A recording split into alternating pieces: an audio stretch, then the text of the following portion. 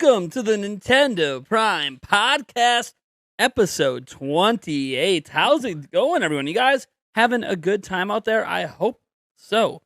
To my left and your guys' right, as always, is Mr. Eric Moore. How's it going, buddy? Good. How's everybody out there? Hopefully good. I have no right. idea. It's not like they can physically right. talk to us. And then right above us, kind of floating, is Mr. Thomas from Switch Stop. How's it going, buddy?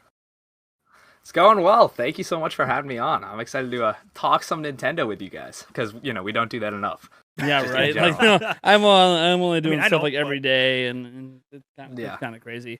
I know that you guys slowed down a little bit after a while, but that's cool. That's cool. It happens with college and whatnot. I mean, I have now 2 colleagues working on the channel with me, and we got some big plans for 2022, but stuff kind of just naturally slowed down. But what can you do? I mean, we're still paying attention, following the company that we love for the most part. So, it's fun times. Yeah, well, it's got to be fun times because we potentially got big news next week. True. Potentially. I mean, we don't know for sure. That's kind of the conundrum. That's the gambit.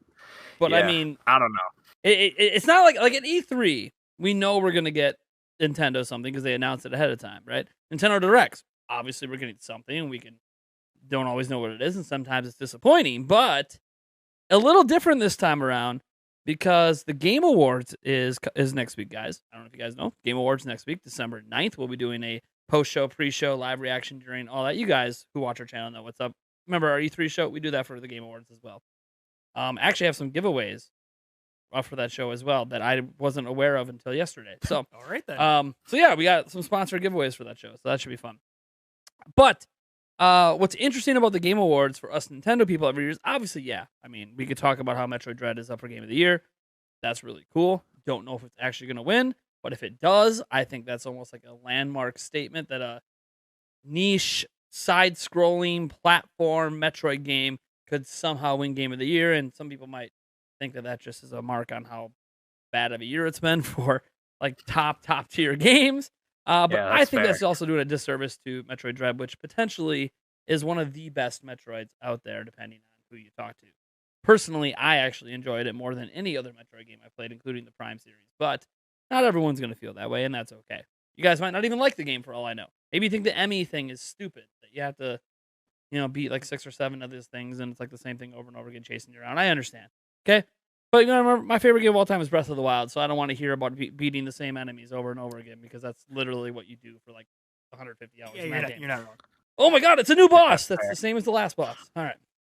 Take it to the DLC. Different color, the DLC. Different color.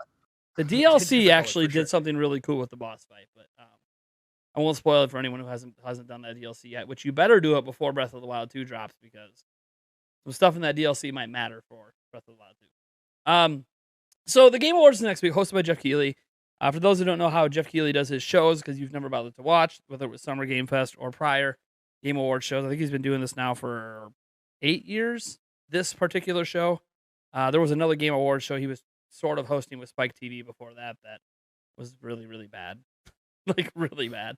But by the way, if you want to know how bad it was, they had I think this is one of the final ones they had. They had Reggie Fils-Aimé there, and he's wearing a Metroid pin the whole time. So everyone thinks we're going to get some Metroid announced, because he has Reggie on multiple times throughout the show, and then all that is an announcement of Cranky Kong being out of the Donkey Kong Tropical Freeze. And it's like, that was Nintendo's big announcement. It did not go over. You thought the dislikes were huge on the Nintendo Switch Online expansion pack video. No idea what it was like at that time. Everyone's like, screw the Game Awards. And the sad part is you can't go back and look at how many dislikes it has. No, I was about to say this. What do you mean? Thing. Nintendo has got to be happy. Their most recent online video is 10,000 likes. Yeah, right. I have no idea how many dislikes because we can't see anymore. Thanks, YouTube. We could probably fill an entire podcast just talking about the state of YouTube and Nintendo YouTube. That would be fun. But I'd love to get into that with you guys some other time, because we have the Game Awards to talk about for now. But there's so much interesting stuff going on. I love talking about Nintendo YouTube almost as much as talking about Nintendo. Oh, hey, maybe we'll get to that later in the show. You never know. See, I asked you if there was anything in particular, and you're like, "Oh, I loved Why did you tell me that earlier? I don't know. I don't know. Set topics right now. It's not super Nintendo focused, I guess, but it counts. It's in the community, I guess. It is. It's part of the grand stream, and we're all part of it because we're also on YouTube. I mean, we've had Xbox and Sony segments before, so it's not like it all has to be straight up. So then I guess I was wrong. We'll do. We'll get to that here then. Well, we'll get to our 2 set topics, and then we'll squeeze that one in there. Oh yeah. So first up, obviously, as you guys can see with our current topic down below, that we got the Game Awards here. Obviously, it's next week. We talked about it December 9th. Jeff Keighley's shows are kind of interesting. For those who don't know, he basically calls everything at the show a world premiere, even if it's not new. That really confuses people, and that is one big water bottle. Yes, it is. That is a man jug right there. Yeah, it's a big one, so gotta stay hydrated as always. Sorry, when it first pops up and it takes up the whole camera space, it's like, man, huge. Yeah. So it's a little bit of perspective trick back there, but it works. Hey, whatever works. Yeah. So when people hear like, oh, the rumors around how there might be Zelda 35th stuff or there might be Breath of the Wild 2 at the Game Awards, got to remember that just because he calls them world premieres doesn't mean that it's brand new games. That is something we have to note every single time. He's not technically lying to you, and it should be well known at this point because it's been 8 years of this. But people still get confused. It's a world premiere of a trailer. It basically means this is the first time this particular trailer was ever shown was at his show. Yeah. So that's what he considers to be a world premiere. It's not a lie, but a lot of people confuse it with world premiere means brand new first time showing of a game. And he said there will be double digits of those happening here. So we are going to get reveals of new games. But that's not necessarily of like the 30, 40 trailers that are going to be there. That's not like the brux of what it's showing. It's going to be a lot of upcoming stuff. So Nintendo has a long history at the Game Awards. They've actually done usually at least one semi-big thing at every single show. Zelda-wise, because obviously I have all this hope that we maybe get Breath of the Wild 2 next week. I have no idea. I don't have any personal information on it, but there is that possibility because, well, if we think about it, the original Breath of the Wild appeared at E3 2014, and then it showed up at the Game Awards 2014 with the first ever gameplay, which was a really weird gameplay setting since we never got direct capture.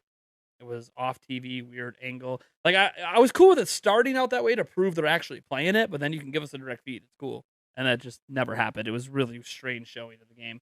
I don't even think Nintendo knew what an Elgato was at that point. I think they were just so far behind the game that they just had no clue even how to do that. Well, I also That's think, my theory. Remember in that video they were trying to show off gamepad features, and like show direct feed and show gamepad features. So, like they were trying to show, like, you can mark the map, and like you can mark the map in the final game. You don't need a gamepad for that, but so there was that.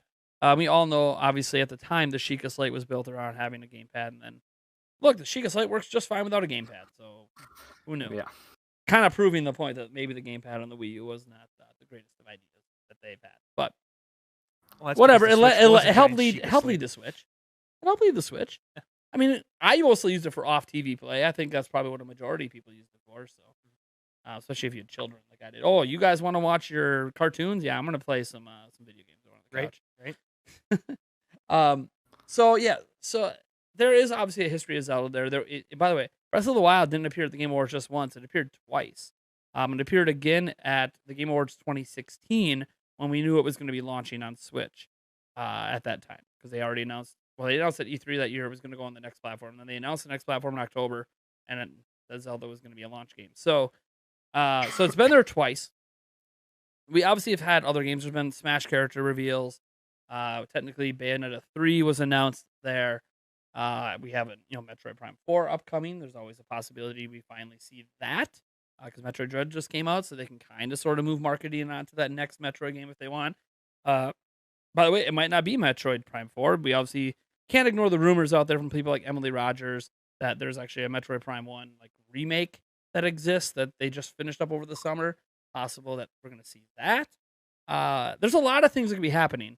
What was interesting today was that I got a message from Paul Gale from the Paul Gale Network, and he's like an industry veteran. He actually talked to Jeff Keighley yesterday, which is awesome. But he's also not He's not like me. I might be a bit more pressing with my questions. He's more like, I'm going to be respectful and not press too hard. And I would have been like, no, give me an exclusive scoop right now. Like, hi Jeff, how's it going, man? I don't want to abuse our relationship, but hey, man, I need something. This hypes up your events. Give me some. How many Nintendo announcements? How many Nintendo trailers? Are we seeing the Mario movie? Come on, like something. Give me something. Chris Pratt, come on now. So he asked them essentially, is there going to be any celebrations of anniversaries at the show? And Jeff Keighley did say yes. And then he asked them a little bit more and said, well, what sort of anniversaries are we for? He, without trying to get exactly which games it was going to be, he basically just asked them, hey, what what's kind of the criteria so fans can kind of think about, what anniversaries might be here. And he says, well, it's obviously going to be anniversaries or long-standing IP and anniversaries that have something upcoming. And that automatically, Breath of the Wild 2 just ticks every single box. So, I'm not saying it's going to be that, by the way, because he encompasses the whole industry at this event. So there's a lot of anniversaries, by the way. I went over it in a video earlier today. I mean, Nintendo alone has 7 franchises with major anniversaries right now. Heck, I think Wii Sports is on its 15th anniversary this year. Holy crap. So, I'm not saying we're getting a Wii Sports announcement, but I don't know. No way. There's so many. I mean, there's rumors around a new Donkey Kong game that's floating out there, and it's Donkey Kong's 40th anniversary. Obviously, Metroid's 35th as well. People tend not to talk about it as much, but Metroid already got a new game this year, so... And Nintendo still hasn't really talked about it that much. Oddly enough, they did mention Zelda's 35th and then gave us a Game & Watch. I don't know. I would have rather had a new game. Yeah, there is that. Or ports like Wind Waker, Twilight Princess HD. Lump Skyward Sword into that? Didn't they try and No, lump they Skyward didn't. Sword They did not count Skyward Sword HD as part of that. Which to me just says, and I've been saying this all along, I figured the Skyward Sword HD with the amiibo and everything, that was always happening no matter what this year. I don't think they cared about the 35th. Now, you could say they cared about the 10th anniversary of Skyward Sword, because it happened to be 10 years ago. But there's just so many anniversaries at this point. It's all finagling. The only thing they ever said was for the 35th specifically was Game & Watch, which is fine. It's a cool Game & Watch. I think it's better than the Mario one, especially since they put the Triforce glowing thing in the back, which is kind of neat. But I don't know. I guess at this point, I think it's pretty obvious that Nintendo's going to have something big at the show. I just don't know what it's going to be. We have a Mario movie that we have literally a date to watch. We know who the voice actors are before we've even seen the movie that they claim is done. So it's in post-production, which means they clearly could show it. It's in post-production. They're in the final stages. They could basically, the movie as of January is probably ready to be shown for theatrical release, but they're going to wait. Probably because they're going to start making the next movie, so then there's not such long waits between Nintendo movies. It's probably a smart move. And by the way, a lot of places, people wonder, how could Netflix get all these movies out during the pandemic? Because they were all recorded before the pandemic. Mm-hmm. They've been done for a while. They sit on them and time the releases for the right times. It's more so, Netflix movies, if 2023 is a slowdown, that'll let you know the pandemic probably affected those movies. But I look at this and I want to throw it to you guys and go, what the hell do you think is going to happen at the Game Awards with Nintendo? Because it's mostly just wishful thinking, right? I obviously heavily want Breath of the Wild 2 to be there because it's my most hyped game of all time. But I mean, anything could be there. Literally anything. So what do you let's throw it to our guest Thomas. What do you expect at the Game Awards from Nintendo? I know you recently did a video on this a little bit, So expect is a very loaded word because with Jeff Keighley, I mean, I really respect the man. He's trying to take, video games and give us this show similar to, the Grammys or I guess the Oscars. But although you probably don't want to base your show off the Oscars anymore. But that's his goal here. He's trying to make gaming more mainstream as he's always trying to do. And I respect that. Not a huge fan of the Game Awards so far. I think they're very stretched out. He doesn't really understand why most people watch. A lot of people are watching for these world premieres, so when you get these awards, they're kind of supposed to be the main bread and butter of the show, but they don't really feel like that. It leads to some odd pacing problems, in my opinion. But all in all, I do enjoy the Game Awards. I just think they're a bit slow and unpredictable as always. Because it was like 2019, we got nothing from Nintendo, and then 2018, it was December 6th, I think the Game Awards was, and Smash came out the day after. So of course they announced Joker, and the first Fighters Pass, pack character, and then they did Sephiroth obviously last year. So they don't have Smash to rely on. It makes me think they have to have some sort of trailer. My expectations are kind of mid because I mean, who knows? But I really do think it's Breath of the Wild 2. I think it's almost in my opinion, it's almost a lock. If Nintendo's going to do anything, it really has to be Breath of the Wild 2 in my opinion. Because what's a better game to show off at the Game Awards than the sequel to Nintendo's only game of the year? Like it just makes sense in my opinion. But my friend PJ, who's like a colleague at my channel, he is really gunning for Metroid Prime 4. He thinks now that Dread's out of the way, Nintendo's going to go full on into marketing that game. If you take Nintendo's word that they just restarted when they announced it, like they just scrapped everything back in January of 2019, that's now, it'll be coming up on, it is coming up on 3 years. That is wild. But we have absolutely nothing from that game again. They could definitely show a trailer. Take a look at, I don't know, I think Mario Odyssey, huge game, took 3 years to develop Nintendo. For Nintendo to develop, and they showed like footage, I don't know, 2 years in basically, because they showed some footage in the Switch reveal trailer, all the way back in, what was that, September 2016 now.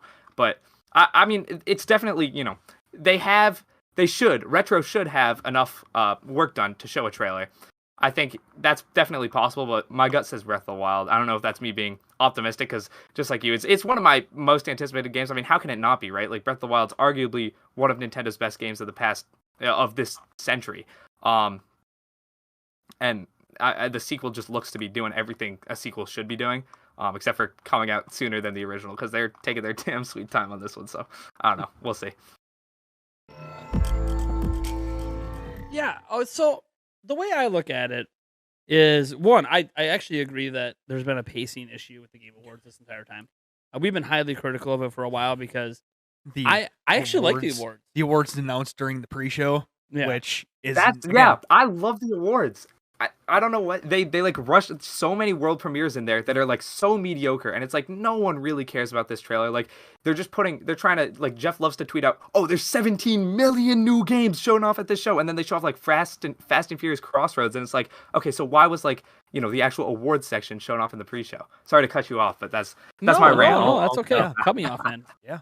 No, it's so I'm like you. I actually like the awards. I've made a suggestion because we're technically an official stream partner of the Game Awards. So that's, I guess, cool. We have stuff coming in the mail for it or whatever. Yeah. I don't know. It doesn't really matter all that much. No. Other than the fact that I get access to a streamer-friendly stream, it's not supposed to get copyright claimed. But we'll see on that. We'll see. Yeah, good luck. It happens every time. So yeah. My thing with the Game Awards is I got twofold. One, the awards need to be done better.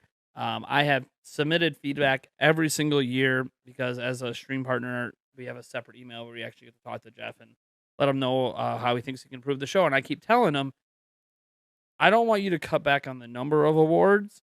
I do think, though, that there's a way to be respectful of every award. And the way to do it is stop making the Game Awards a one-night event. Do a two-night event. And take a lot of the community and esports stuff, put that in its own event, where those awards get proper attention, and then esports will get more attention as well, because it's going to be a show dedicated to esports. And then all the other awards, best action, best this, best game of the year, all that stuff, could be the second show on day 2, night 2 of the awards. Do a 2-day event, so now every single award is now on stage, like it should be. During the show. I mean, even if it's in the pre-show, don't call it a pre-show then. Right. Just say this is when the show starts. Period. But like, whatever. Fine. But even when you're going to do it, I want every award to be treated almost equally. I understand making a bigger deal out of Game of the Year and maybe have a big musical number leading into Game of the Year that combos music with an orchestra from every single game nominated. Like, that's cool. I'm fine with that, because that's making a bigger deal out of Game of the Year, and that absolutely should be done. And I understand that he does know that people are tuning in because of the trailers. He's not stupid. He actually said this publicly after it was announced. He said, "Hey, I know that you guys are tuning in to see game reveals. We're not stupid. We know you're not tuning in for these long-winded musical performances. So half the show is going to be awards, half the show is going to be these things. And then what's he done since then? All he's done is announce musical performances." And I'm like, look, I don't mind it. Like, I guess Sting or whatever is going to perform something that has to do with League of Legends. And I'm like, that's fine. And that would be cool if there was an esports only night where that might be actually more respected by your audience. I think a lot of people watching, whether Jeff Keighley wants to admit it or not, are not esports fans. So it's going to feel like a wasted time slot to a lot of people, being like, okay, you're kind of wasting my time with the stuff I don't care about. And that's why I keep saying the esports stuff should be on its own, not out of disrespect, not to treat it differently, to actually elevate it. Right. Because right now, a lot of those esports awards get rushed. A lot of these awards are just rush right through, especially the esports stuff. And I'm like, don't do that. Just don't. Now, there's some amazing moments, like when was it Joseph Farah comes on and like F the Oscars. That's an all-time classic. I hope we get another moment like that now that they're back in person. The other thing. There's some weird stuff, dude. I remember like a couple years ago they had one weird. It could have been the dude you just mentioned. He came up and he was so excited about his game and he just starts screaming. I'm like, okay, this is the game awards. It was probably him. That guy, and he's made 2 bangers in a row, man. He really has a way out, right? A way out was really good, and then he just did It Takes Two. Oh, I still gotta play that. Yeah. That one's really good. That one's up for a bunch of awards this year, so we know he's gonna be there. Maybe he wins an award, so we get to hear more F the Oscars talk or something. I don't know. In person, it'll be fun. But like I said, he's well aware of why people watch. Like 83 million. Like there's a couple people in the chat that said, who says Nintendo's got to show anything there? And you're right. Nintendo doesn't have to show anything. They'd be kind of stupid, but they'd be dumb.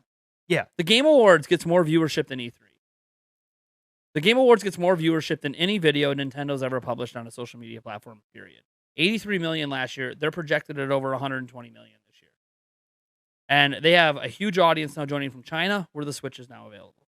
It would be stupid for them not to take advantage of a platform that's going to get more attention than anything Nintendo can do. I don't know how Jeff Keighley has done it. He has turned the Game Awards into the most watched video game event of the year. Maybe it's because E3 stumbled a lot over the years.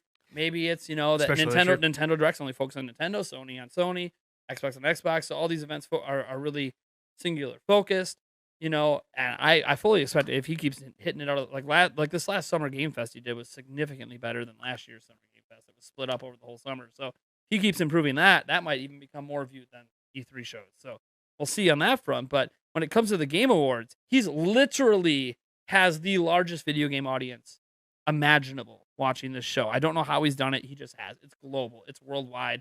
So many partners to make that happen.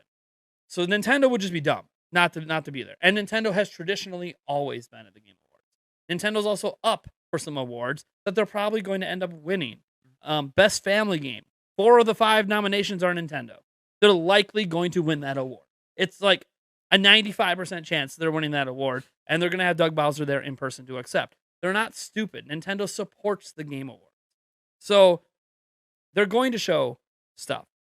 I think, what they show, Nintendo's always been very careful to cater what they show outside of 1 year. 1 year they showed a game that did not sit well with the audience.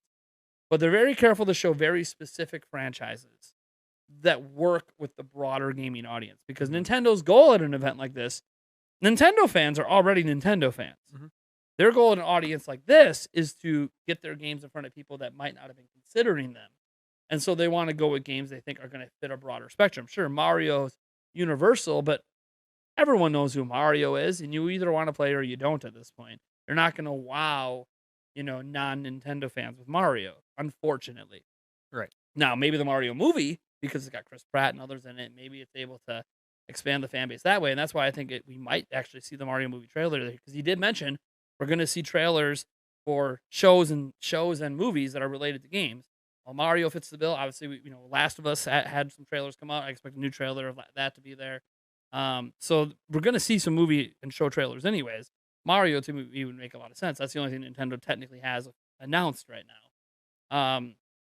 But Nintendo, again, they always show stuff there that's more relevant to a broader audience. So Metroid Prime 4, as you mentioned, like, Retro's been working on it long enough. There's got to be something they can show if they really want. Now, again, it might not be coming next year. So it could be one of those they don't want to show it now because it's not coming next year.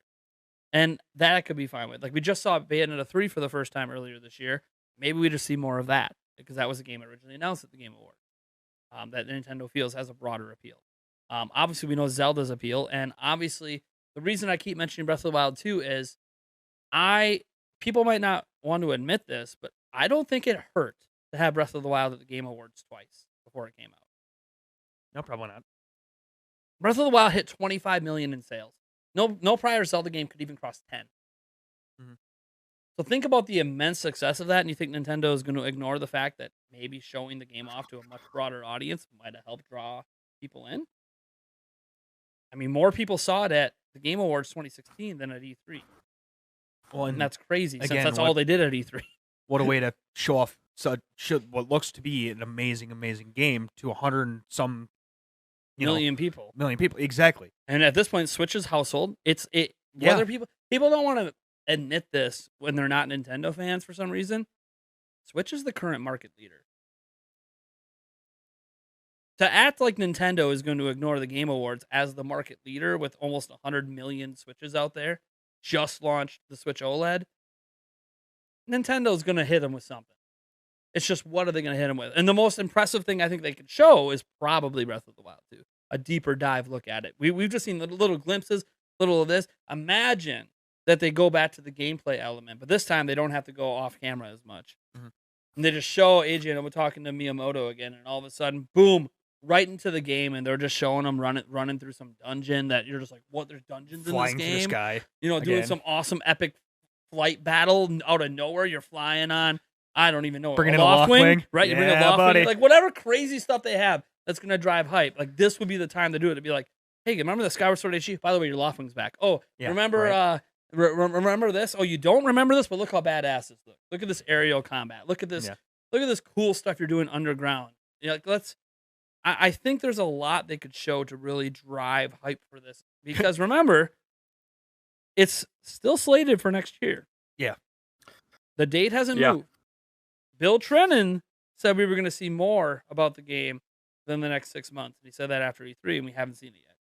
AJ had almost said we're going to see more about the game soon, and he said that at E3, and, well, it's been 6 months.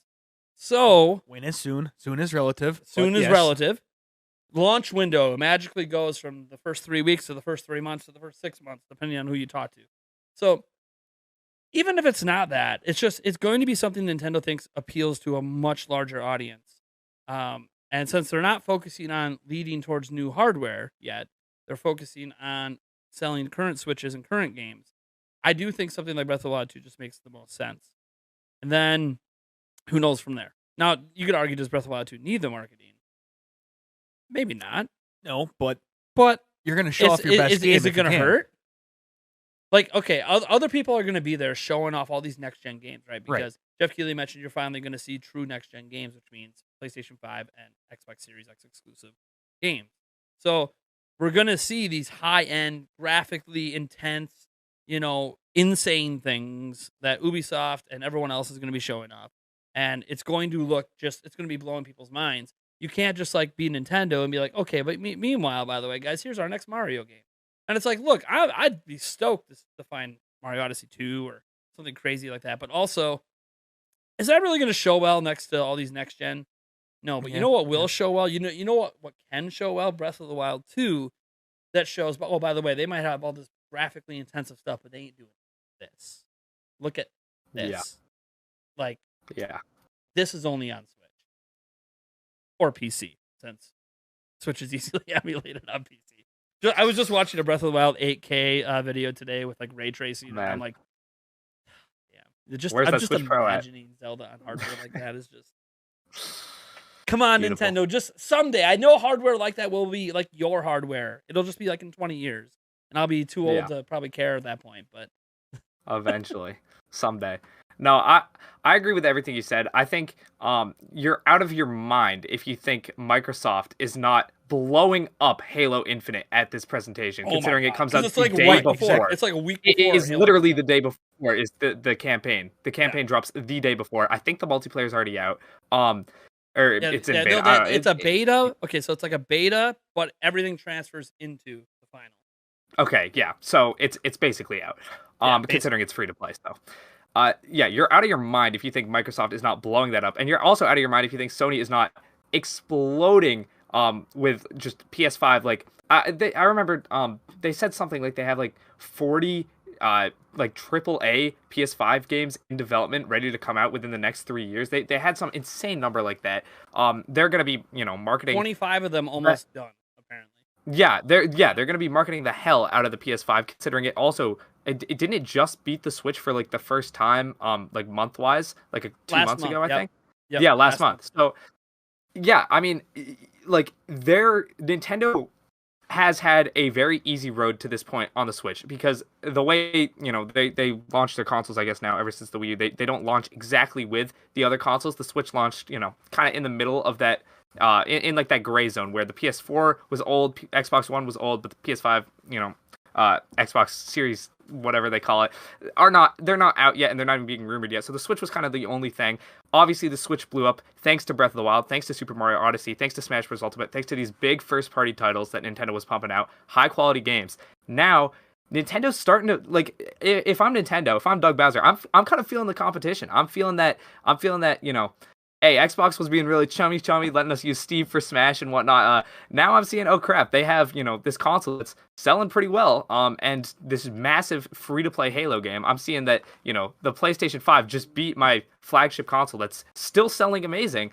If Nintendo doesn't, like, announce something here, I don't know what to say. I'll be at a loss for words again. Not the first time with this company. Definitely won't be the last, but they arguably, like, This is I would say this is probably the most pivotal game awards for them, because this is the first one where the PS5 and the Xbox Series X are going to be tangible presence. Like, you will be able to feel that we are entering that next generation, which I personally haven't felt really yet. I think that's a lot of that's thanks to Halo Infinite, being delayed over a year now at this point. Thanks to the PS5 having a handful of exclusives that are, nothing wild yet, nothing like the God of War Ragnarok or Horizon Forbidden West, I think it's called. This is the time. Like, if Nintendo wants to really push something at the Game Awards and kind of show that they're still able to compete with these other companies, because they've shown they're able to do well when they're kind of the only dog on the market, I guess, so to speak. But when going up against these other companies, if they want to show that they can still, they still have what it takes, they can still. Obviously they don't like, to say they directly compete, but that's virtually what they're doing. They're all, in the same market. Although the Switch does obviously appeal to more casuals, but whatnot. If Nintendo wants to show that they can, compete in this market space, this is the place to do it, because E3 has been essentially a non-factor for the past couple of years. Absolutely, man. I mean, there's so much to consider with this. Like, Eric, what are your thoughts on all this? I mean, with the size of the audience, you'd be stupid to not bring out your big guns. Yeah.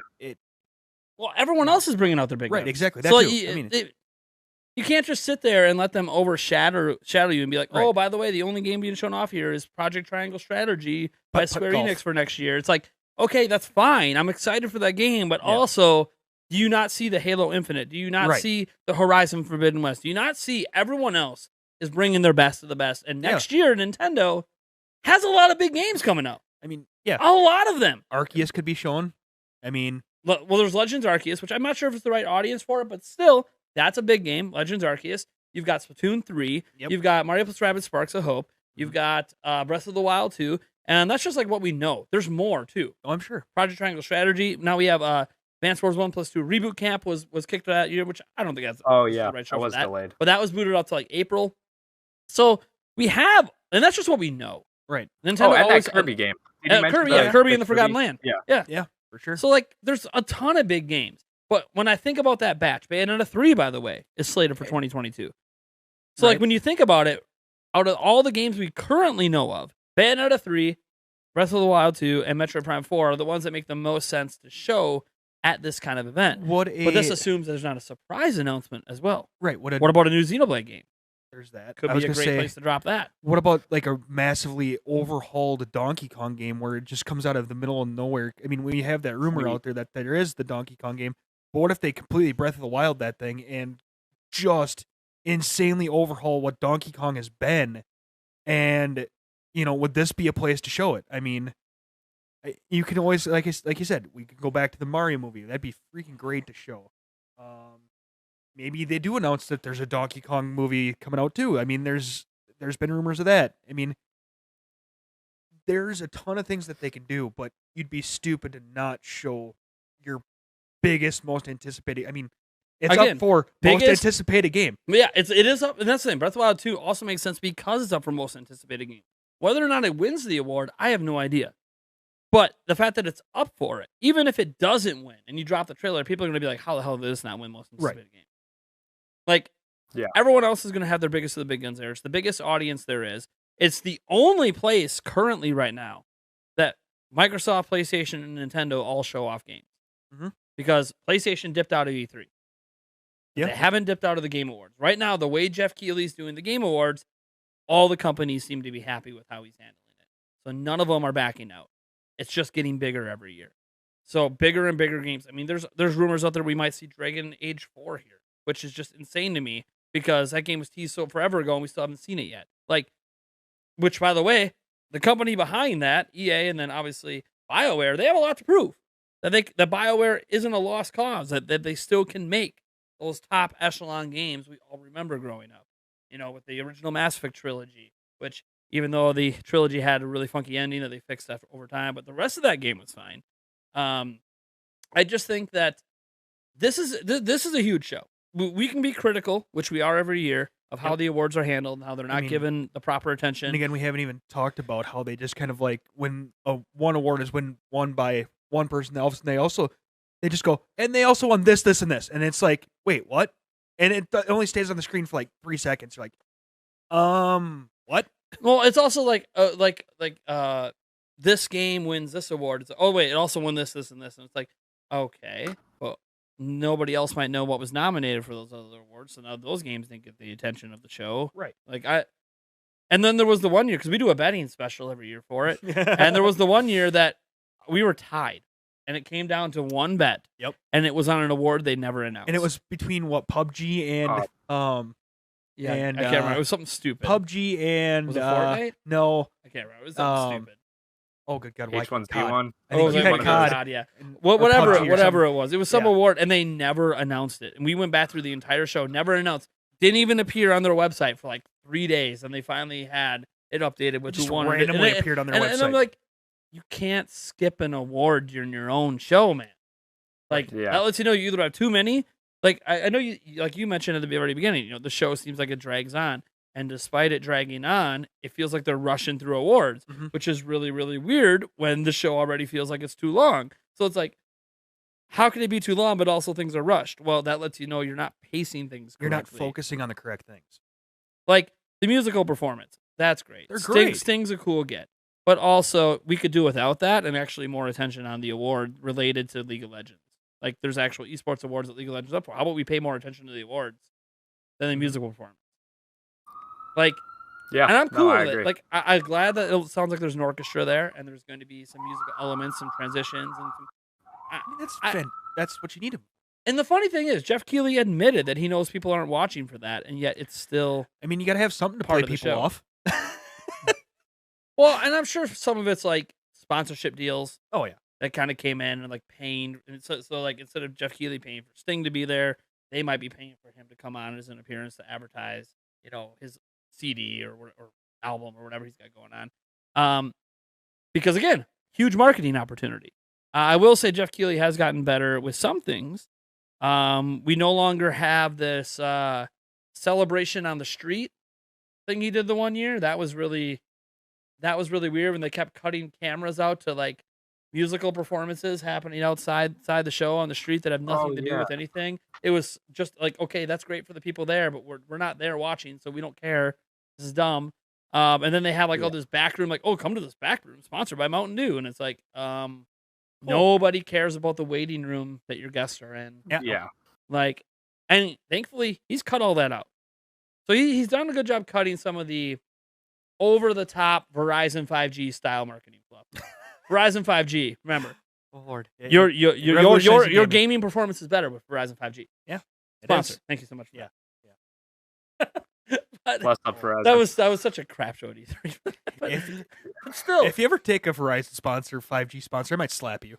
You know what? I want to take one just so I can run the joke into a real ad and just laugh about it. Right, be like, by the way, I'm not kidding. Verizon did pay me to say that gaming's better with Verizon 5G. By the way, I'm not a Verizon customer, so I couldn't tell you if it's actually better. Have a good day. Right. And I bet you wouldn't get that check. Yeah, they might not like me after that ad. But I mean, I don't know. If they cut me a fat enough check, I might be willing to chill. I know. Especially if it's for the podcast episode. I'll take 10 enough. minutes on my episode and tell you about the veracity of Verizon 5G and how it's without, going to make... without actually Let me tell you, the how Game it makes it Awards, better. by the way, if you watch our Game Awards show, it's totally better with Verizon 5G. It is. Why? It just is. It just is. It's just magic. We don't know either. But Dude, they spent like 20 minutes talking about it and not once explained how it's actually better. I know. It's just better because we say so. I'm like, yeah, everyone knows 5G is better in some ways. It sucks in other ways. It's in the cloud. It sucks in other ways because signal degradation loss. So I got to give him some credit for that. I think the show has gotten better every year. I think lately he's been focused more on expansion than necessarily narrowing the show. I know it was nice to see him acknowledge this year that he knows people are watching. Half the show awards, half he knows people are there for the trailers and the reveals. So he's recognizing why it's there, but he's still not really changing the fun. And it could just be because this is the first one. They're finally going back to live, compared to last year. So there could be the whole, let's just get used to doing this thing live again before we make any more major changes. So yeah, we'll see. I mean, I've submitted that feedback every year, and we'll see if he actually improves upon it. And we'll see what Nintendo brings. Nintendo's market leader. If they don't bring anything besides a Mario movie trailer, and even that presumes they even bring that. I mean, they could wait. I have no idea what's going to be there. Besides, I mean, Halo Infinite. I can't imagine that doesn't even get mentioned. Like, Microsoft has big bucks behind that game. So, I mean, and it got imagine how well Halo Infinite's going to do, because it's had a beta out now for the multiplayer this whole time. When Forza Horizon broke records with the number of concurrent players, over 14 million concurrent players of Forza Horizon 5. That's insane. Now that doesn't mean sales because of Game Pass, but that shows you the power of what Microsoft is doing. And notably, the Series S was the leading system sold during Black Friday in the United States. Probably because you can get them. It was the most widely available system. Although when they make that comparison, they say compared to PlayStation 5, both models. So the Series S alone outsold PlayStation 5 during the holidays, and then it outsold the Switch OLED. Well, yeah, there was more Series S than Switch OLED. I could tell you that. Yeah.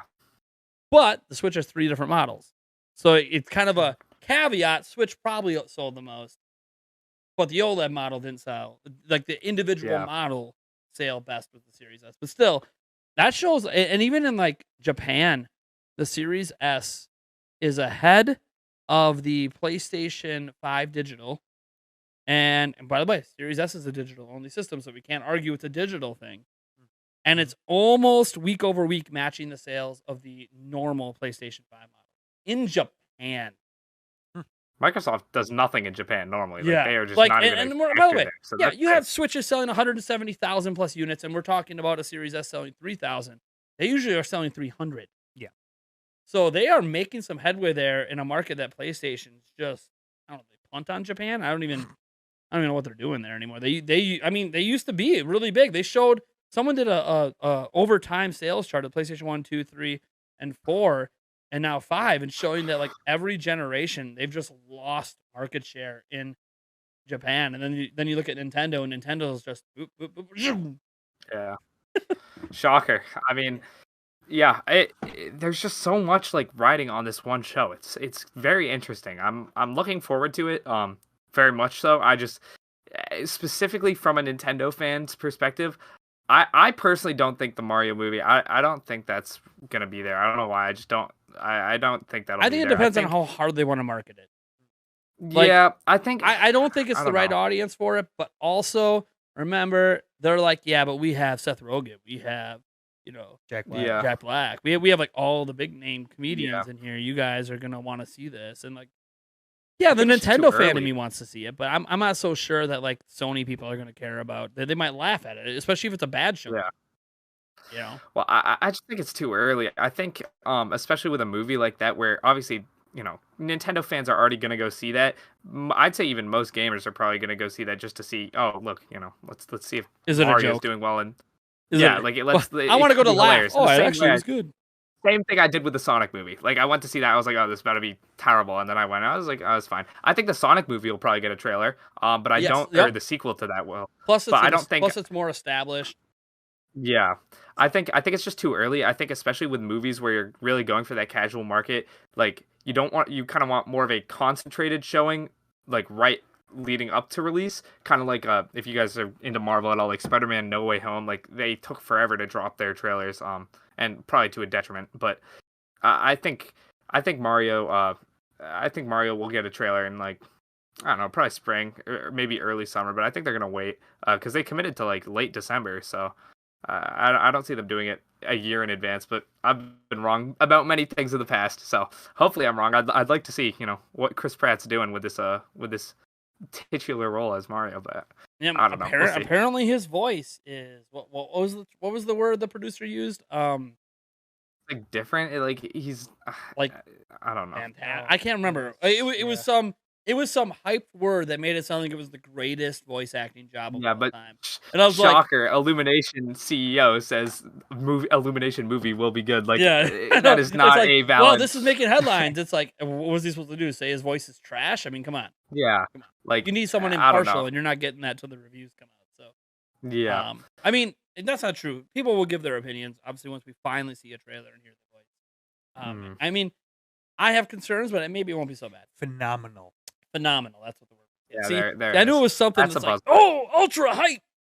Yeah. that's a big buzzword. Phenomenal. No, I think it'll be good, but Mario movie, I don't know. I'm not like I'm kind of indifferent about it right now. I think it'll be funny. It'll be a funny little bit. But something I did want to touch on that you guys brought up is I think if they show off Donkey Kong here, that's like second best case scenario. Best case scenario for me all the time is always Mario Kart 9. I'm always on that Mario Kart grind, but everybody wants Mario Kart 9, but even, like it feels impossible. Mario Kart 8 is still I'm selling not so even, well. Yeah, I'm not even thinking about that. If they do Donkey Kong though, that would be huge. I love Donkey Kong Country. Tropical Freeze, one of my favorite games, just period.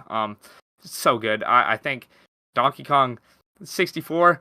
I like it more than most because I'm a big Rare 3D platformer fan, but I think Donkey Kong could have a huge 3D outing nowadays. And there was also that rumor that there's a Donkey Kong movie coming out. So with you got the water park I don't know if it's technically a water park, but you got the amusement park expansion pass or expansion pack in Universal Japan that I think they just started constructing.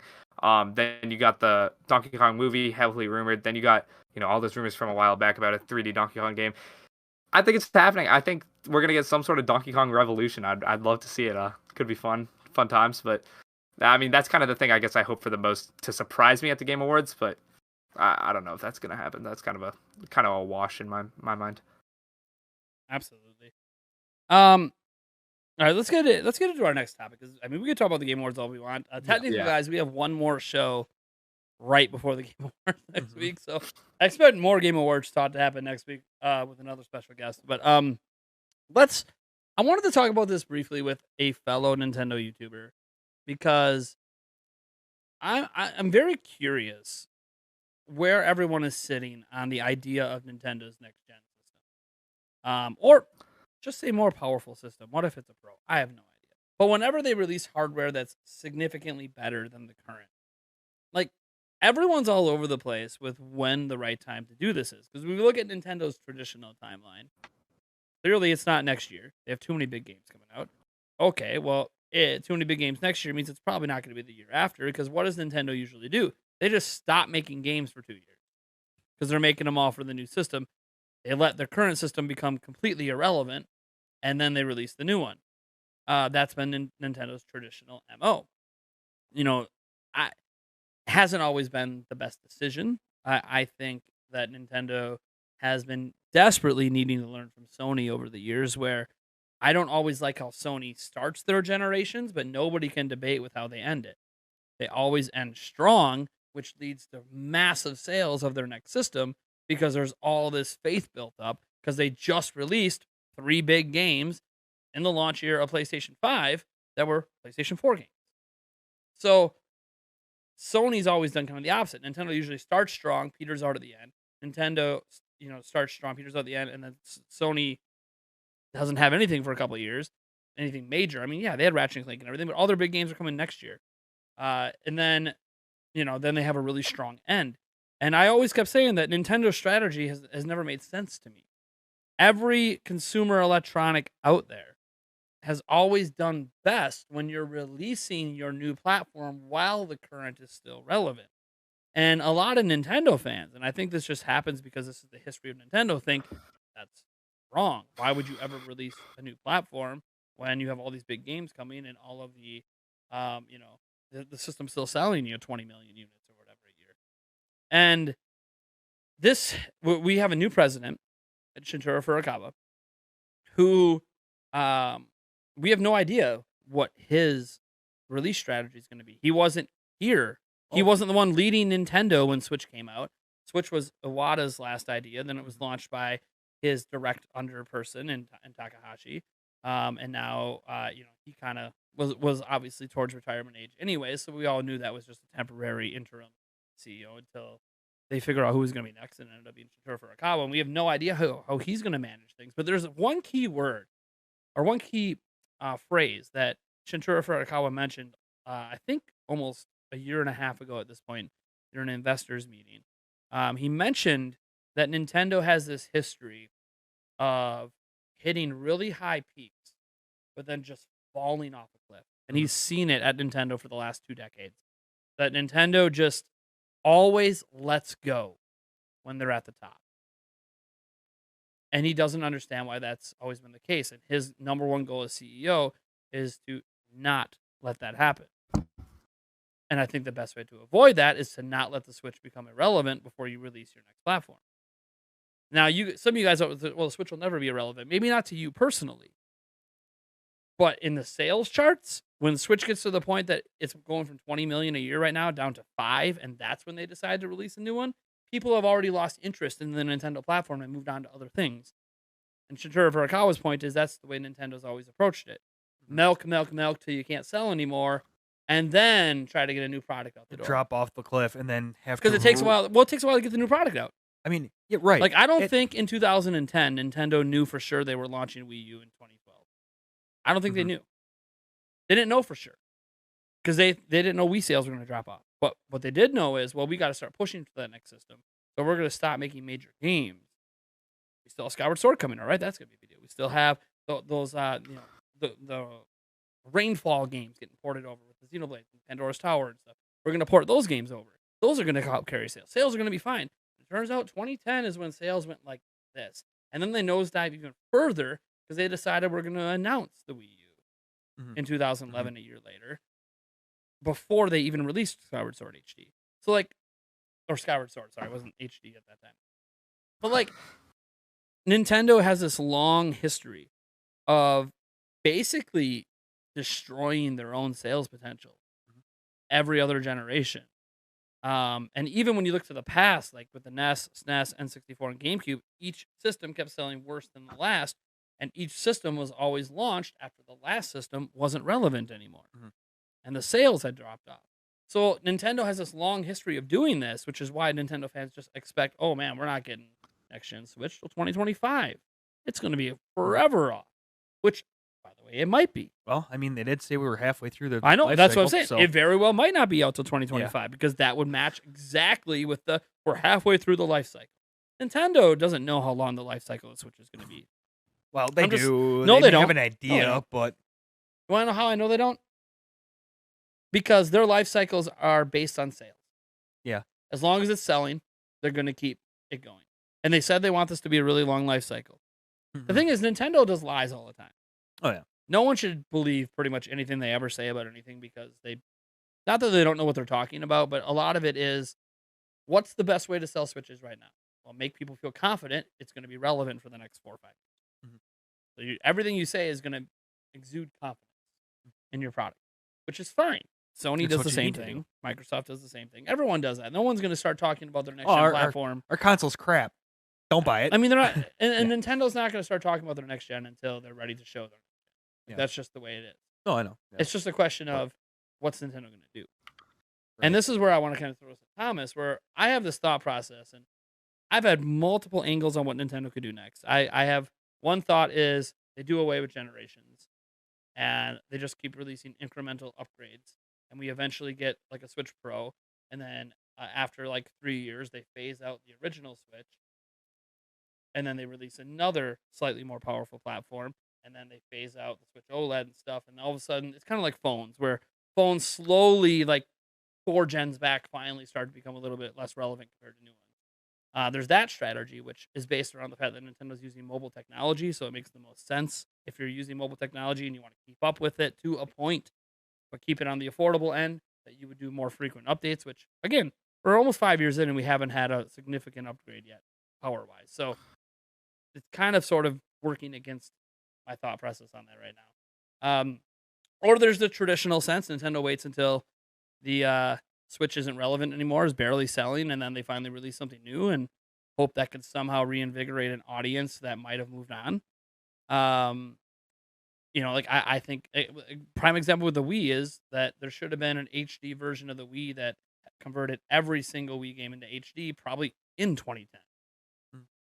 That what should have been their next step. Let's release our current platform that matches the 360 now and automatically upgrades all games to HD. I know that would have been a bit difficult to do, but it would have made the most sense. Because then everyone who owns a Wii would have been like, oh, I got to get this new one so my games look better, play better. And they didn't do that. Instead, they did the Wii U, which didn't work out. So I think there's that. And then there's obviously what I hope for a strategy where Nintendo doesn't let the Switch become irrelevant. Maybe it's not this upcoming year, but maybe it's like 2023. We're like, yeah, okay, we're going to get something out now, whether it's a Pro or next gen. But we're not going to just stop releasing big games along the way. We're not going to delay, say, what would be like Metroid Prime 4. Say Metroid Prime 4 is a 2023 game. They're not going to delay Prime 4 to launch the new system. Instead, it's going to be, no, Prime 4 is going to come out in the summer when it was supposed to come out on Switch. However, the next system is backward compatible, and you can play it day one there anyways.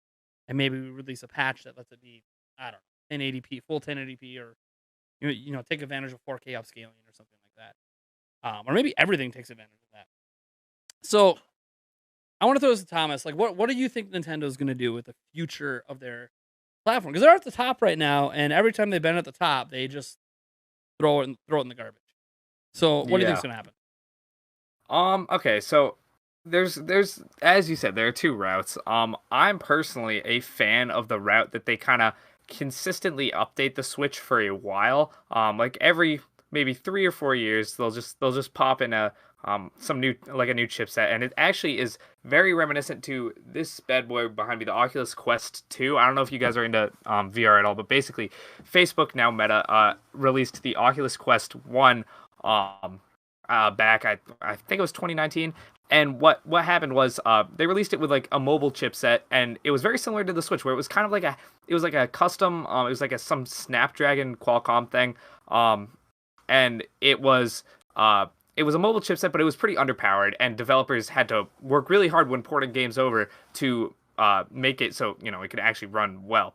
And then a year and a half later, so a lot faster than Nintendo, they came out with the Quest 2, which is like, it's like 10x more powerful in a bunch of in like almost every metric, because it just used the newer chipset. And obviously mobile chipsets are progressing at a rate much faster than I guess, I don't know if it's much faster, but they're progressing in a way where you can they're becoming more accessible and whatnot, and more powerful at a astronomical rate that we're not really used to right now. So what I think Nintendo should just do is, I think every 3 or 4 years, maybe starting next year, they just announce, I don't know if they want to name it Switch 2. I personally wouldn't. I would do something along the lines of Switch 2022 edition or something like that. Just a small little footnote, and phase out the base Switch model, where, so if you want to go buy a Switch, you are now buying between the Nintendo Switch 2022 edition with a new updated chipset,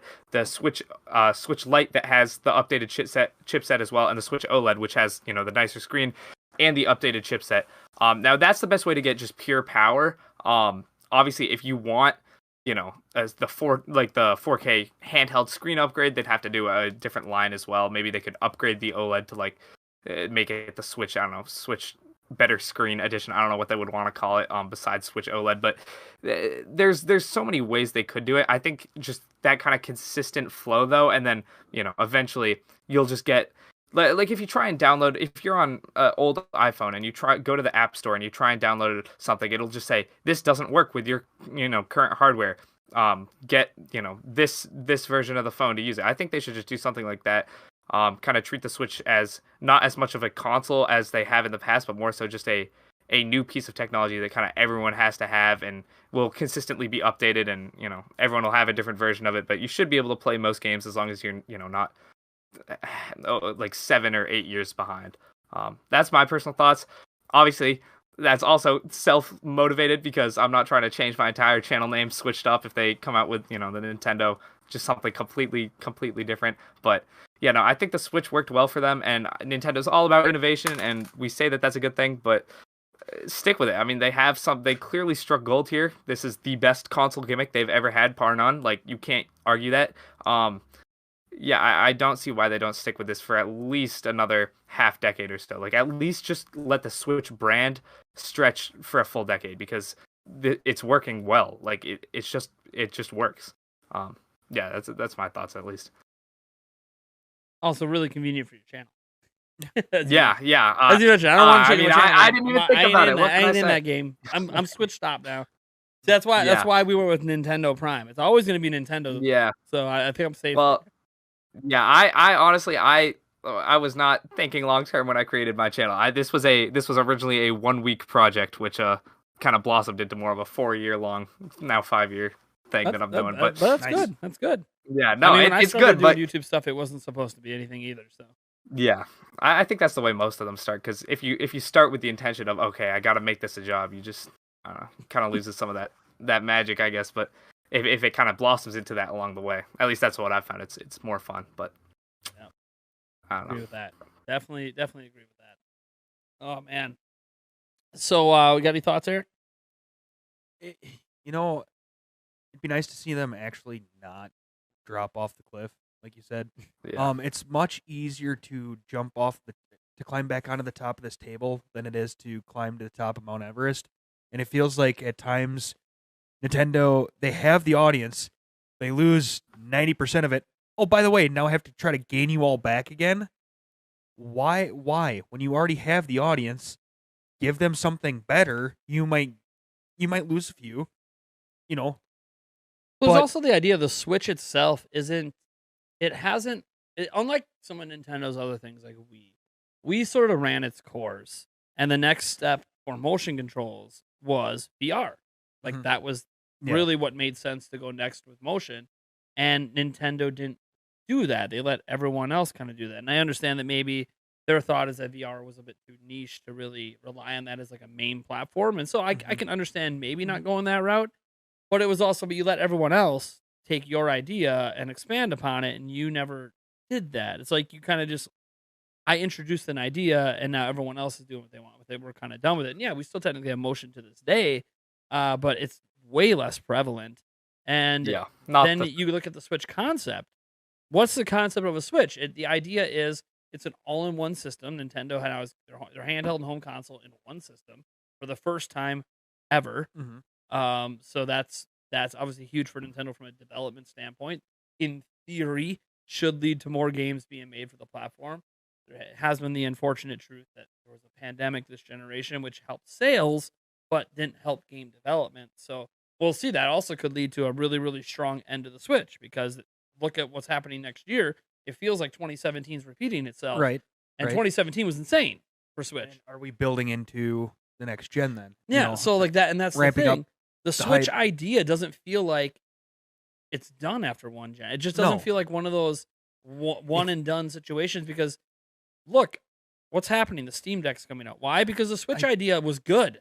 And I don't It was a good idea. I don't think Sony or Microsoft are going to go in this route at all, period, ever. I mean, I can't say ever, but... Well, Microsoft has gone the streaming route. A couple things with that. One, obviously, there's the xCloud, which is available on pretty much everything. And then there's also the fact that, and I actually just did this 2 weeks ago. I'm in a couple Madden leagues on the Xbox Series system. And I could literally go up in my room and stream it from my system to my phone and just play right there on my phone with a controller. No problem. Like, that's kind of Microsoft's solution to, well, we're not going to be, and you could actually do that solution over the internet. Like, I could access the system at a hotel room, but have it at home. Yeah. It doesn't really work as well. PlayStation, by the way, has been able to do that for a while as well. Doesn't really work that well. It's mostly just for convenience in your home. So I guess more like the Wii U, where you're a little bit tethered. You can go further, but you're still kind of tethered to your home Wi-Fi network anyways. But that's kind of how they're dealing with it. And plus the xCloud, plus Game Pass being, not just an Xbox thing, it's PC. So like you can use Steam Deck comes out. Guess what? Steam Deck now just became the best Xbox Game Pass portable system ever, because all the games are also on PC.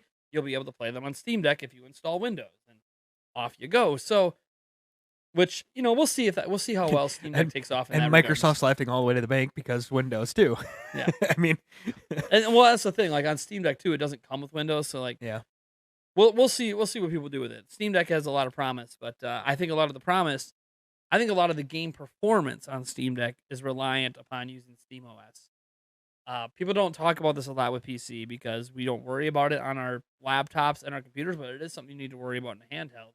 There's a lot of overhead with Windows that's not there in SteamOS, so that's going to affect game performance. And again, so everything we're talking about. Oh yeah, but I can play my Steam library, or I can play my good old games on here. I can do Xbox Game Pass. Sure, install Windows and do all of that, but they're only talking about game performance in relation to their own operating system. They're not talking about it in a Windows situation. They're using a Linux-based OS. So we'll have to see what happens there.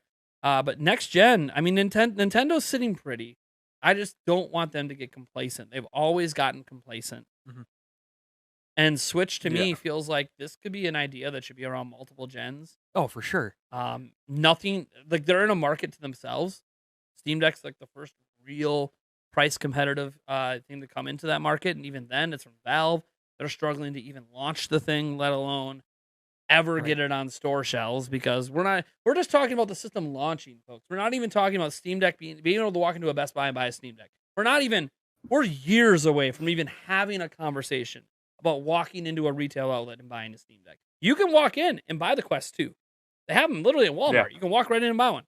We're not even to that conversation point with a Steam Deck where you can walk into a retailer and actually buy one. We're just talking about their pre-order numbers off their own website, trying to get the system out the door, and they're struggling to do that. So we are so far away from Steam Deck even being a serious competitor to Switch, because for it to be, it needs wide availability, which it's just they're not even in talks with retailers at the moment because they can't even get the thing launched. So no, I agree. I think Nintendo's situation, that just makes it even stronger, because Steam Deck proved that somehow for $400 they can release something that just destroys the Switch performance-wise. Now, it is a bigger package, and there's obviously some, it's a bit more clunky looking in comparison, but $400 on the go PC gaming, that sounds exciting. So imagining what Nintendo can do with something like that. Now, granted, Nintendo is not, Steam Deck's using AMD technology. Nintendo has a contract with NVIDIA. NVIDIA typically has better GPU technology. They actually have really good scaling technology with their DLSS. So that's the best scaling technology in the world. So there are some exciting ideas of, like, when people talk about 4K switches, they're really not talking about native 4K. And I want to be clear, the PlayStation 5 and Xbox Series X can't really do native 4K either, guys.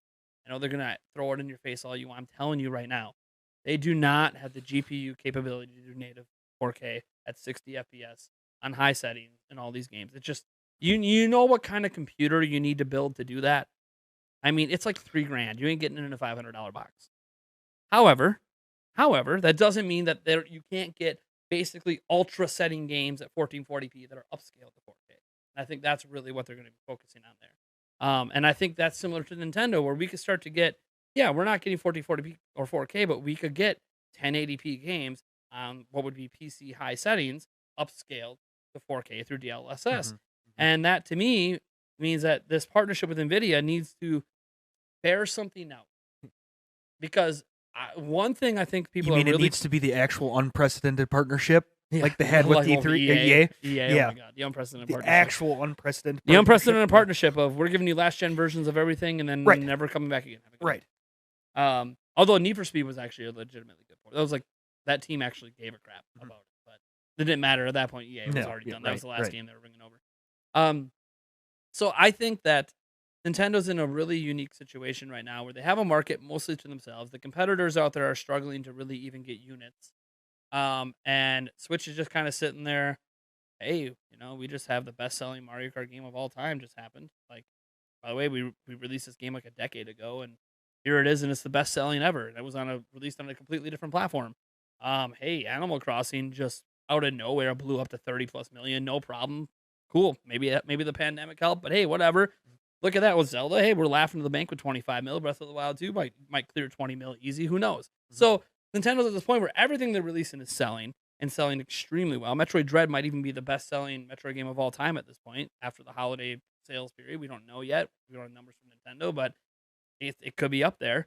We're sitting in a situation where Nintendo is very clearly doing the best they have ever done with an individual platform in the history of their company. And this includes DS. I know you could say DS had 150+ million in sales, but Switch has almost sold more games than the DS had with less units on the market. Nintendo's games are selling significantly more units than they've ever done on any other platform, including the DS, including the Wii. The only game that's like significantly passed in numbers is like Wii Sports that was bundled in with Wii. So like Nintendo is in the midst of their best individual platform they've ever had. My biggest I worry, just don't want them to blow it. I'm so scared they're going to blow it. My biggest worry is that Nintendo's... Don't get cocky like everyone else does. Not even that. They always get cocky. Sony did it. PlayStation 3. It's Xbox did it. Xbox One. Yeah. My biggest worry is that Nintendo goes, we know better than you, and then goes completely some 180-degree. Oh yeah, there'll be a streaming stick. Their next gen's going to be like a Chromecast. You're like, what? This is not anywhere near what anybody wanted. Not backwards compatible. And yeah, so that's my biggest worry is that Nintendo just does left field, and you're like, why? This was great. And I think they made a number of smart choices with the Switch. One, its form factor is something that's infinitely repeatable. It's a tablet with controllers on it. Hello, everyone knows what a tablet is. Tablets are still popular. They're going to forever be popular until we get to the point that we're wearing glasses that just display the whole world virtually to us. Like, we're going to be, in this world where they have a very smart design, and some of the feature sets make sense. Like, game cartridges. Yes, but you know what game cartridges have? A speed advantage over discs, which means we don't have to install the games to the Switch if you buy it physically. That matters. That actually matters. Like, no one wants to talk about that, the cartridges versus disc argument. Yeah, you're right. Discs are significantly cheaper for a PlayStation 5, but you got to install the game anyways, and most of the games usually not even on the disc. You have to download it. So what was the point of the disc? All the disc is a key that lets you play the game that you already put on your system. That's all it is. It's just an unlock key to access a game that's already there. And Nintendo actually gave you physical games. Some of them do require downloads. But you just pop it in your system and play. No online needed. You don't have to be connected to the internet. Just pop it in and play. And that matters. That's convenience. Yeah. That also, because of the size of the size and the type of cartridge, that could be a forward compatible cartridge. They could just use that same cartridge on a new platform. Like Thomas brought up earlier, you pop in a cartridge and it just says, hey, you need to get the new platform to play this game. We actually saw that with the new 3DS. If you bought Minecraft for the new 3DS and you put that in an old, like a normal standard 2DS or standard 3DS system, it would tell you it's incompatible, even though it fits in the slot. It'd say, sorry, this is incompatible. You need a new 2DS or a new 3DS. Then you go get that and you put it in and it works just fine. Like they're kind of on that similar path here where they have a cartridge that they could just keep using. There's no reason to stop. They've already got it up to the point where they're making 32 gig cartridges now, standard at manufacturing. To me, that suggests Nintendo has a game that needs a 32 gig cartridge coming soon. I literally don't know what game that could be. Like, part of me wants to say Breath of the Wild 2, but I mean, they made that work with 13 gigs. So I'm not going to sit here and pretend that they need 32 suddenly. That would be insane to me, but could be something that needs it. Well, and it may be that they only need like 20 or 22. Well, apparently the reason that third parties supposedly haven't been using the 32 gig cards is because Nintendo wasn't making a lot of them. So because they weren't in mass production, they were stupidly expensive if you wanted a special line ran for you. They've existed. There actually is a couple Switch games that do use 32 gig cards, but they're not like big sellers. It's more than likely the fact that your Breath of the Wild 2 is slightly bigger than your current. I mean, Breath of the Wild 2 could easily be 20 gig plus. Right. And then they would need a 32 gig card for that. Why you would need the 32 gig card. Yeah, it's not necessarily that's going to take up the full 32. And by the way, there's overhead on these cards because they're flash memory, guys. So you don't actually get a full 32 anyway. It's more like 30 gigs. But yeah, it's a very interesting situation that Nintendo's in for their next gen. I mean, Thomas, when do you think they're going to, like, you wanted to see the incremental thing, which is exactly what I want to see. I think it makes too much sense in this market. It makes too much sense in this market. Then you're not ever abandoning the audience. You're just slowly transitioning it every single time, rather than saying you must buy our new system to play our new games. Like, no, you can still play them. Yeah. But also, like, the next time we have an upgraded system, maybe then you need either the old upgraded system or the new upgraded system to play that game. You can't play it necessarily on the old stuff. So, when do you think they're going to release, like, even any sort of more powerful system? When do you think it's happening? I think it's late 2022. I think we're close. Yeah, I think I can see it fall. Breath of the Wild 2 launch with it? I think it's possible. I mean, that's been a rumor for a long time. Obviously launched with the main Switch, and then Switch Lite launched with Link's Awakening. Yeah, if you want to go that route, Breath of the Wild 2 launched with a more powerful Switch. It lines up, people. I think it lines up. It does. It does. They didn't have a Zelda ready this holiday, so they used Metroid. Yeah. By the end of this year, or that made no sense. But 1 year from now, we will have a more powerful Switch in our hands. I don't know if it's going to be a full if it's going to be a full Switch Pro, if it's going to be that full, PS4 to PS4 Pro type jump, or if it's going to be more the like low key. They don't advertise it too much, but they make a couple tweets about it, make a trailer about it, say, hey, there's if you buy the Switch with this type of box and maybe it has this symbol on it, it's more powerful hardware. It'll be able to reach a higher target resolution in docked and handheld. It'll have a higher target frame rate because all of Nintendo's games are using adaptable scaling resolutions and scaling frame rates. Like Bowser's Fury will like when playing in handheld, it'll like scale down the resolution. I'm pretty positive when stuff starts like going crazy mode and like the frame rate starts dipping. So that indicates to me that they're ready for this sort of thing. They're ready for like they're making everything scalable so that when they add in more like higher quality hardware, it just is kind of seamless and they got to do very little work on the back end. I think it's coming within the next year. That's my gambit, I guess. But who knows with Nintendo? I sat here as my fan base has been trying to convince me otherwise, like for 6 months now, and I just keep going. I understand all of your guys' reasoning to not have anything new next year. We just got OLED. There was 2 years before from the light. I understand all of that, but I also there's been a lot of smoke around this system potentially existing. There's also been the pandemic, which likely affected their ability to get enough chips if they even wanted to launch a more powerful one this year. That could have caused a delay in that, but they just happen to have all these OLED screens, so why wait? Why not update the current design, and then just wait till they're ready, or wait till they have enough chips ready to do a proper launch, which that's really the way you should be doing it. Everybody out there, by the way, you should wait till you have. Maybe not you'll never meet demand at launch usually, but at least have a couple million ready to go. So there's actually people that you could see are playing it, not just scalpers. Because, by the way, for all the sales we talk about with Steam Deck, guys, how many of those are scalpers? that bought up those pre-orders. Quite a bit.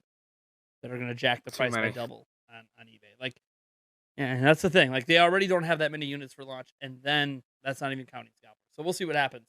I think it's going to be one of the most scalped devices next year, personally. And by the way, no shade on the Steam Deck. I think it's actually a really cool device. It's just, I don't have a reason to trust Valve. They've not given me any reason to trust them with anything. Like, supposedly, they're working on Half-Life 3 again. Okay, cool. I've heard that. Are they? I've heard that. Are they, though? I know. But I've heard that for how long? 20 years now? I've heard that they're working on Half-Life 3. And here's the thing, though, with the Stream Deck. Or the Steam Deck, sorry. Yeah, don't confuse it. Don't confuse it because, they had to go with Steam Deck when the Stream Deck's a device. Like, we have to stick with that deck word. Why is everyone using deck? Sorry. I don't... No, sorry. Here's the issue with the Steam Deck. You know you're not going to get 2 versions of it. Because they can't go past the number 2. You mean you can't get 3 versions? Yeah, exactly. They can't go past the second So version. we'll get a Steam Deck 2. Right. 3 will forever be a rumor that never happened. Right. Chapter 2 pre-orders available. Available now. That's it's not. Man, we're dropping pre-orders for the 3rd, and then it's just never. Yeah, it's just forever done. It's not a good look at all. Yeah, they're not very good at getting the 3rd of anything. And they'll just randomly trickle rumors that it's coming again. Oh, yeah. And then yeah. So All right, cool. Let's we had a little topic that you wanted to talk about briefly. You brought it up earlier, thinking, "Oh man, I don't know if we could talk about this here." So we can talk about people whatever. in the chat, you guys can go ahead and submit some fan topics just at Nintendo Prime in the chat. And we'll probably grab 1 or 2 of those to get to in a moment. But let's get into that conversation that you were trying to start a bit earlier, Thomas. What do you got thoughts on here? Nintendo YouTube stuff. Let's go. Let's go into that. Yeah. So I don't know. I love talking about the scene because I've never been too integrated within like the Nintendo, I guess, community. In Nintendo, I like in YouTube. I've never been too into it because I started the channel mad young. Like I started the channel like freshman year of high school for me, so I was like 14, and I've just like kind of stuck to my own, do my own thing. Like I'm a huge Nintendo fan. Don't get me wrong, but like when I'm talking to my friends in real life, we're not talking about Nintendo most of the time. Most of my friends don't care about Nintendo. In fact, that's why I started the channel, because like none of my friends wanted to talk about the Switch, and I was like, look at this Mario Odyssey game, it's so cool, and they're like, Thomas, no one cares. So I was like, okay, I'll make some videos about it. But it's so interesting to me to see the like Nintendo, I guess, community, and see how the like the types of videos that people make on YouTube. There's some interesting like I guess there's an interesting dichotomy you can kind of always see between certain creators who are making like the stuff we're making, like the more speculation, news, rumor, update, whatnot, and then there's the more like I guess I don't know how to phrase it. The more creative? Like you got the the more like creatively like fulfilling isn't necessarily the right word, but the more creatively intense videos. And I'm really interested to hear your guys' thoughts on like the difference between those, and if you guys have any interest into jumping into those, because it's something I've been talking about a lot with my my colleagues, Mac and PJ, who work on the channel now with me, because I just brought a couple people on to make it more fun. It's something we're really interested in, getting into that more creative side. But once you've built up a brand for yourself, like we literally were known for like the Mario rumors, like that was our bread and butter. And yeah, that's how I thought. Yeah, and that's fine. Like I loved doing them, but like at the same time, I've also always like I'll make video essays every once in a while. I'll do like these concept trailers that are like pretty highly edited, like After Effects things. Yeah, thank you. I put a lot of effort into those with like I learned Blender for some of them and that sort of thing. And it's very interesting to see, like, in my opinion, I think the high quality stuff is obviously a lot better because, it's what I put more hours into. But then I'll do like community post surveys and whatnot and be like, what do you guys want to see? And whenever I see like speculation, rumors, I'm like, well, I put like 100 hours into this video, and I put maybe 2 hours into this video. And so why is this one getting more views? It's so interesting, and it's not just Nintendo, it's YouTube as a whole. And I've never really had people to talk to about this. So I'm just curious on your guys' thoughts, because I don't know, everything about YouTube is so interesting to me. I love this website for all its weird quirks. Yeah, I mean, there's a lot of things to like, a lot of things to question sometimes. I'm with you. I mean, we got hacked back in October. That was a fun time getting the channel back. I think you guys dealt with something like that too at one point. Yeah, you guys. I think you were one of the only YouTubers who made a video on when we got hacked.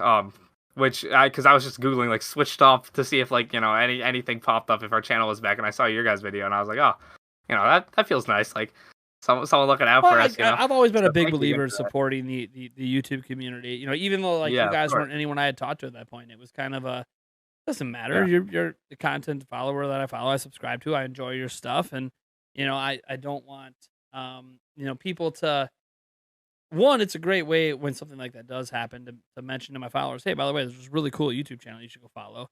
Two, look what they're going through. This really sucks, and it shouldn't be this difficult and this hard to talk to people. And then we went through it, and it's like this is the stupidest thing I've ever gone through, just to get my channel back. And then you get the channel back, and then they take it down again. It was awful. Yeah, I'm sorry you guys had to go through it as well. And like we're still technically like. People, there is a general impression that my channel is back to normal. People have been noting, hey man, the views on your videos are kind of getting back to what they used to be. Your live stream views, we've been over 150 live on this podcast for a while. Like, oh yeah, things look like they're getting better. Yes, because my community is incredible, not because things are what they were. Well, I mean, things have shifted.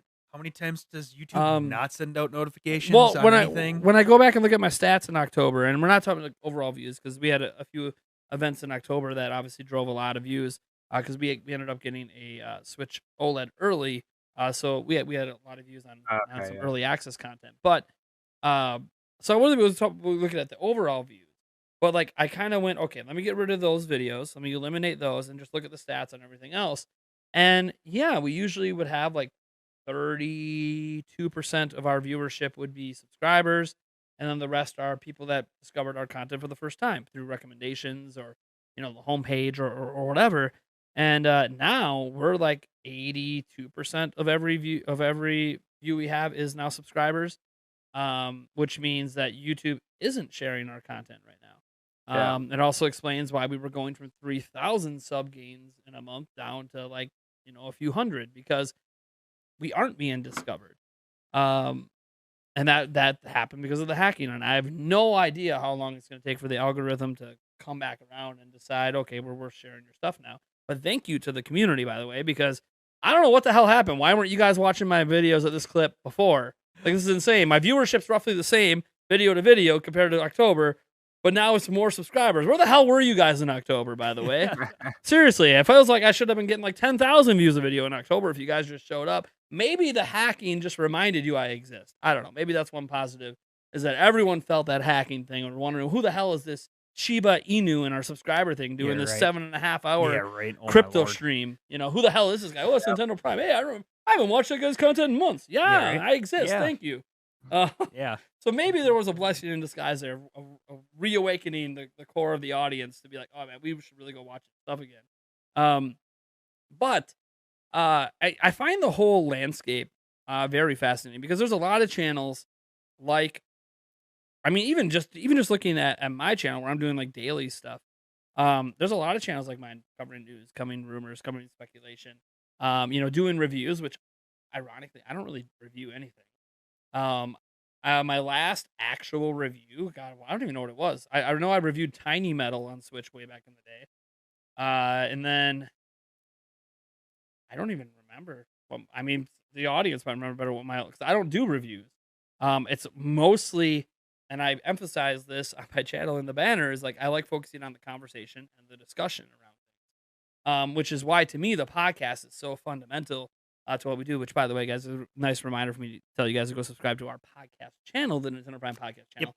Because, by the way, this episode, after it's live, is going to be unlisted on our main channel and going to be re-uploaded on the other channel. So it's going to be the only way to watch it after the fact, besides obviously checking out all of your favorite audio streaming platforms. As I believe this weekend I'm finally getting our audio version back up and running for you guys. So I look forward to that.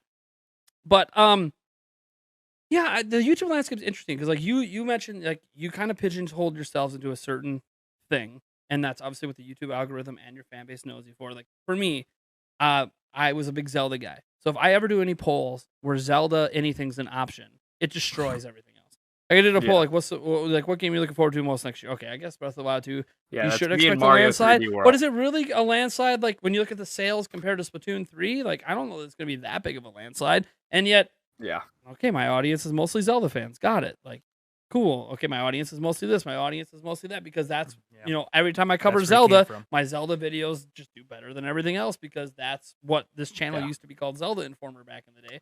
So that's just there's a core underbelly of my audience that's just Zelda people. No, it makes sense. Yeah. Yeah. So like I look at doing other things because I've experimented with a few ideas. Like I had this one idea called arguing with myself, which is like where I dress up as like two different characters, and I kind of create a debate, taking two different sides of an argument, and it's kind of sort of meant to be semi-serious and semi-funny. Like there was business Nate versus like Link Nate, and I'd like dressed up as Link, and then I dressed up in a suit, and like being all mad at that's like about like what's better, handheld or TV mode or whatever for Switch. And like Link, of course, doesn't talk, so it was just a lot of silent comedic bits. Including, I think there was one shot where I was going to the bathroom while playing Switch, showing the advantage of playing in handheld. Yeah. So like, fair. It was like a cute little fun show idea that the editing and everything didn't come together the way that I wanted it to, despite me taking like 2 months to put that one episode together. And it ended up not performing well. When I asked people, what would you rather see? Would you rather see me doing stuff like that? See more podcasts? Everyone's like, we want more news. We want more rumors. We want more. We want more of this random stuff that we're used to from your channel. It's like, I guess that's what I expect you to ask for. That's why you follow me. So trying to branch out in the new stuff is difficult. And I'll have plenty of my people in the chat will tell me, Nate, I'd love for you to do reviews. I'd love for you to do arguing with yourself. But like these are the people that are here all the time. Mm-hmm. This isn't that's the core audience. Thousands that are watching every video. It's like that. This is the core. But the expanded audience I have, kind of like with Nintendo, it's like, why doesn't Nintendo make like FPS games? Well, their expanded audience isn't really that sort of consumer. So how far out of your comfort zone in terms of what you're used to making the channel can you go? And I think there's a lot of interesting ways to go with this in the future. I've seen a number of Nintendo channels attempt to do other things, and then it just doesn't work out. And then they just either revert back or they quit because they obviously weren't enjoying the stuff they were doing.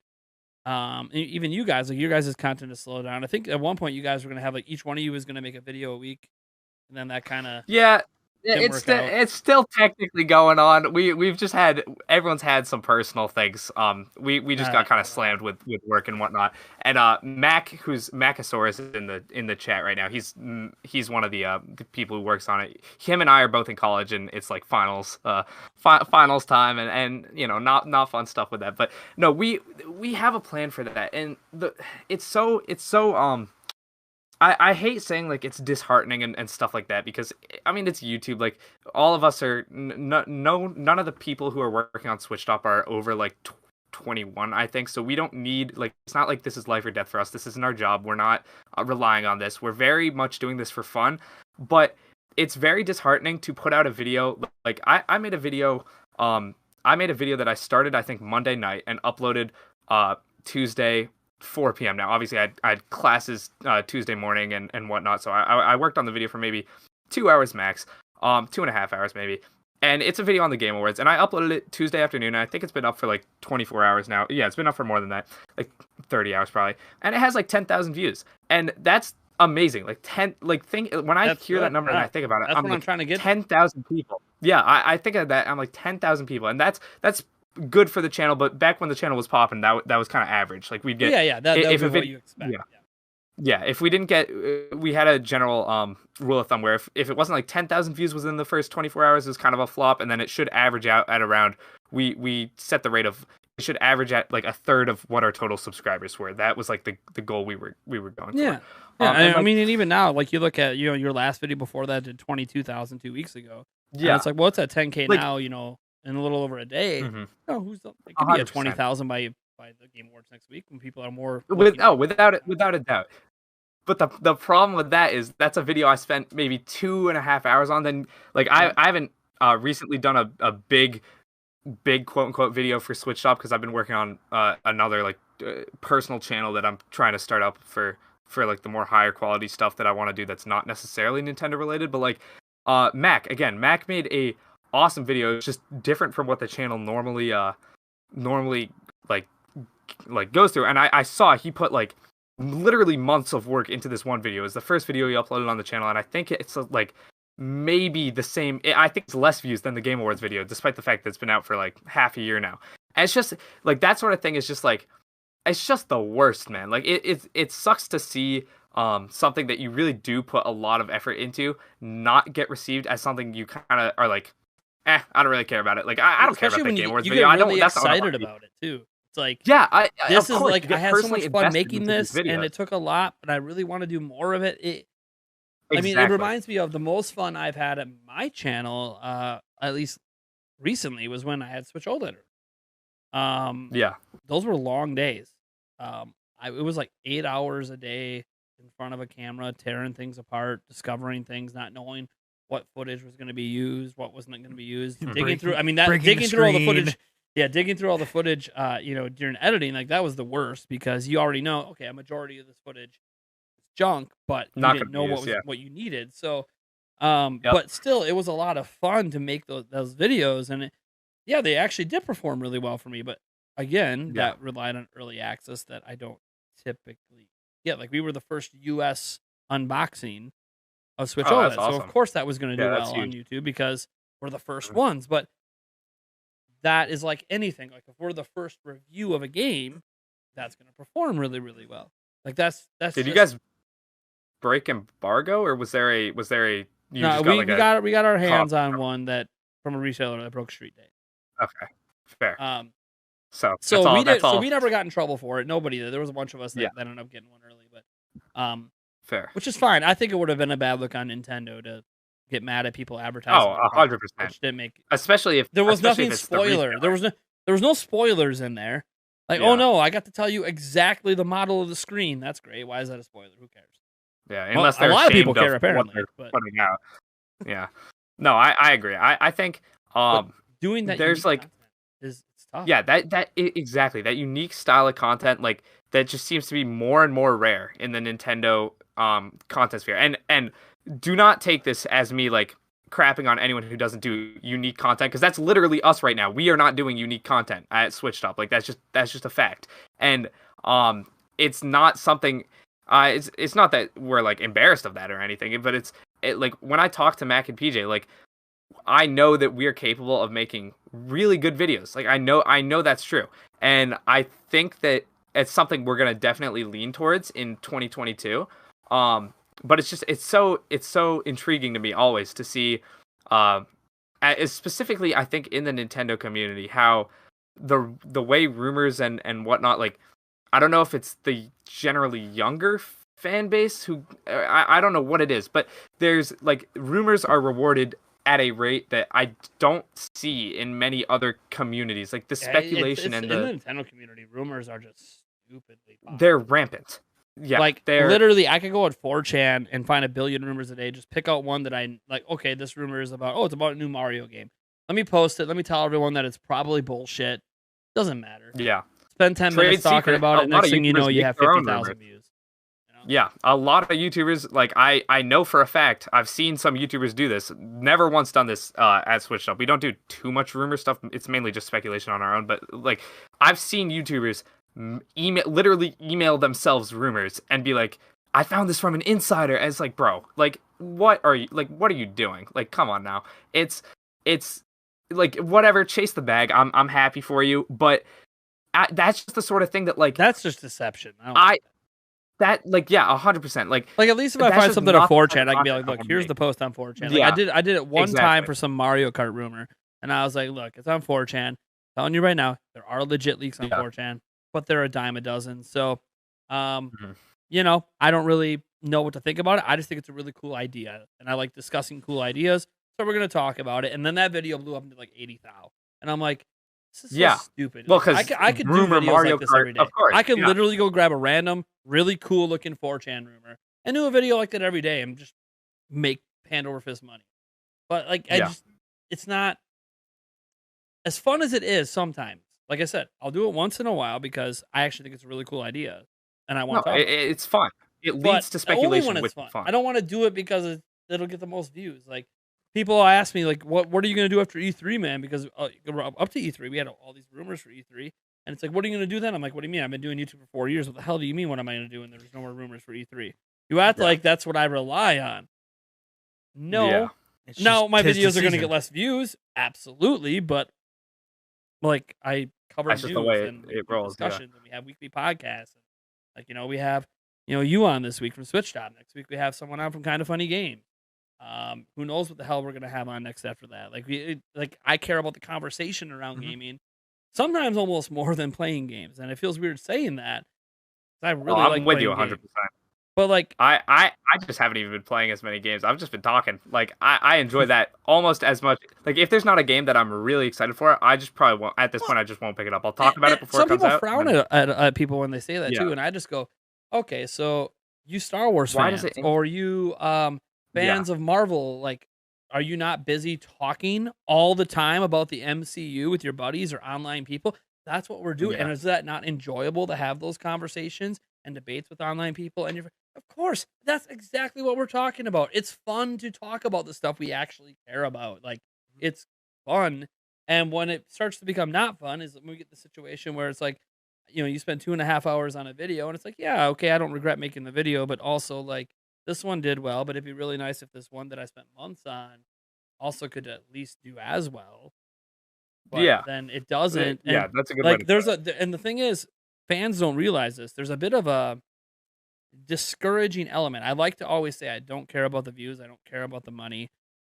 But at the same point, I'm in a different boat than like you guys are. Like, you guys are in your early 20s, into college. I'm in college myself, but I'm in my mid 30s. I have children of my own, and I have to be very careful with my time management. So if I take, let's say 3 weeks, and I still do some daily videos here and there, but I take 3 weeks to put together a video I'm super excited about, and then I put it out there, and it only gets, I don't know, 2,000 views, which would just be garbage compared to most of what I do. It just discourages me from wanting to take the time, even though I've really enjoyed making that video.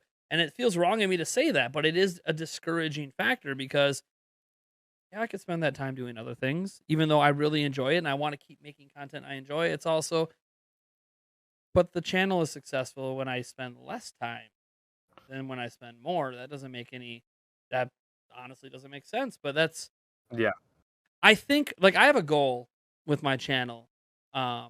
And I don't know about you guys. Like you said, in 2022, you guys are going to focus on trying to do some more of that more unique stuff, that more creative, that more time consuming, passion driven stuff. That's not just, hey, here's some news, or here's an upcoming event, let's talk about it.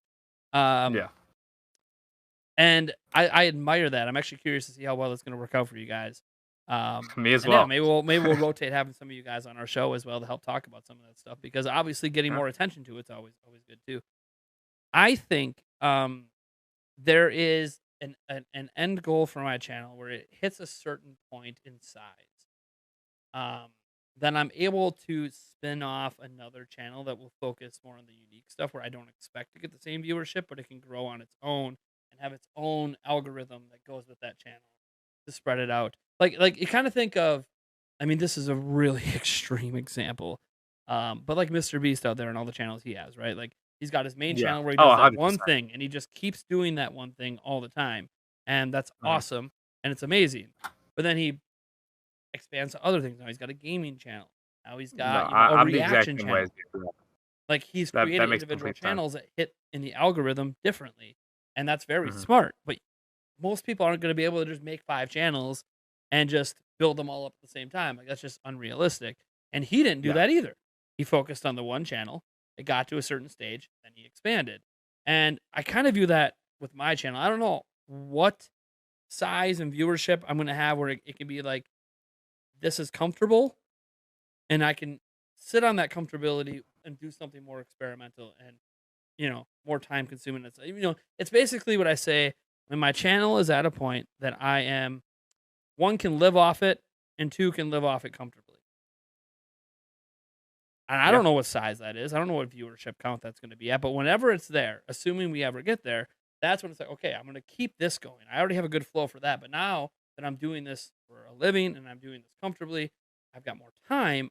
instead of me spending more time on this individual channel, let me get this other channel going on the side, get the projects going there, maybe advertise it a little with the current channel, but just try to grow that organically and see what happens. And like the podcast channel is a bit of an experiment like that as well. Like I'm separating out the podcast, which what the heck, Nate? You care about talking. Like it makes sense. Keep the podcast here. It does. Except that I do daily content and there's a limited amount of notifications that can go out for a channel. And because this channel isn't specifically a podcast channel, we don't get pushed to podcast audiences that want to listen to longer form content. So there's a whole reason to have that other channel and grow that. And the thing is, notice, guys, we have that new podcast channel. We're still doing the podcast right here live. Like, I haven't abandoned the podcast at this channel. My goal one day is to not do it here, and I don't know when that's going to be. Because I don't want to lose any of the audience that doesn't realize we're over there. So that's why I keep talking about keep growing that channel. I don't know. Is it going to be 10,000 subscribers when I finally say screw it? Let's just do the podcast over there only. I don't know what it's going to be. But what I do know is we're in a unique situation in this community where there's a lot of channels doing what we do. There's very few doing unique content. The ones that are doing unique content were built that way, I would say. Like someone like Scott the Waz. He built this channel that way. So of course, and it's doing entirely unique content. That's the big part. Like, if you have a mix of unique and not that's what unique, makes it hard. Yeah, that's what kills you. I honestly think even like some of the mega channels like Game Explain, I think they struggle with this because they have so much wide variance in content that you'll have. Oh man, we got this analysis video that did 50,000, but then we did this news piece. This news piece that's 2 minutes long did 100,000, and it's like. Well, which one felt like a better use of your time? I almost think that Game Explain should really start playing around with the idea of multiple channels, but that's for them to worry about that. I think it'd be a worthwhile investment for them. Plus, I think it always helps in the YouTube algorithm as well because when one channel might be, sputtering, the other one might not be. So it's a way to diversify. But that's been my advice to Andre over there for a while is to diversify, but. I understand it's hard when, it is hard to spin up a new channel when it's like, yeah, but even if this video only does 20,000 here in the new channel, it'll only do 1,000. I'm like, yeah, but that's for now. Yeah. Starting out. Yeah. Like it's going to grow from there if you keep going at it. It's only going to stop if you stop. Like Rich from Review Tech USA. Yeah. He booted up a second channel just for live streams. And like, he didn't immediately move over there. But then when he did, he was back up to get 900 to 1,000 people live, which is exactly what he got on his main channel. Why? Because he advertised it long enough that everyone that wants to watch him live went over there. So I think that's just something to keep in the back of our minds as content creators is like a wide variance in content sounds great. I've had a number of people tell me they want us to have a wide variance in the kind of content we do. But YouTube doesn't like that. YouTube very much wants channels focused. And the more spread out a channel is, usually the less YouTube likes your channel. So I'm very curious to see what your guys' transition next year, and how that works out for you guys because I think there's a lot of room still in this Nintendo community to create more creative works that aren't just based around discussion. Because like you're not the only one talking about this. Like Andres restarted on his channel. He's talked to me about wanting to do this kind of stuff. I've had this conversation with so many actually behind the scenes because they're always like, Nate, how do you find this? Like you're doing this stuff daily. How the hell do you find the motivation to do it daily? How this? How that? Like isn't it disappointing when like you do something and it doesn't work out? And I do like these big giveaway live stream events sometimes. Like we just did one on the 28th, and. Would it have been disappointing if, we didn't have 500, 600, 700 people there live and instead it was only 50? And I'm like, I mean, it is a little bit in the back of your mind. You like to say, no, it doesn't matter. But also it is a little bit if the viewership is low on something that you've built up. And so I've got so many ideas for unique content. Honestly, though, I would say if I could have it my way, I would just do podcast content like forever, man. Like just whether it's Nintendo or Xbox or Sony or whether it's deeper dives into individual franchises, like that's what I would love to do. But unfortunately, our podcast is not exactly our highest viewed item. Again, this is another example of while the podcast has been the foundation of Nintendo Prime this entire time, it's also been one of our least viewed content. Now it'll still get 2,000 to 3,000, but like I just shit out a video the other day. It took me an hour and a half, which is less time than doing a podcast, and I mean I got like 7, 8. So, but I really enjoy this, and that's why I keep sticking out. I keep hoping the podcast one day will be more. Actually, the audience has grown. Yeah. I We used to only get like 500, so I mean it's grown. Yeah, it's just slow. And again, maybe the specified channel will help it grow. That's my and hope outreach to actual Plus, podcast we do clips. people. We're going to do podcast clips. Absolutely. That'll help. Absolutely. We don't have Starting with this episode. Yeah, actually, this episode's the first one we're going to do clips. Yep. Hey, let's go. Yeah, no, I agree. We have, I guess I'm kind of the opposite in the sense that if I could do one form of content, I would do the really highly edited, like video essay style content. Like that's what I love to do. Like I guess mini documentary, like sort of things. But the problem with that is I like to do those things on not just Nintendo. Like I like doing them on Nintendo, but I like to do them on anything. So I started a different channel. It's literally just my name, and there's only like one video up there right now, and I'll probably start it in the new year. But like actually pumping out content on it, and I was like, okay, here's what I'm gonna do. I'm gonna do and I've had this plan for a couple of years. I'm gonna do put all my like big effort videos onto that channel, and then do like the speculation rumor videos on Switch Top.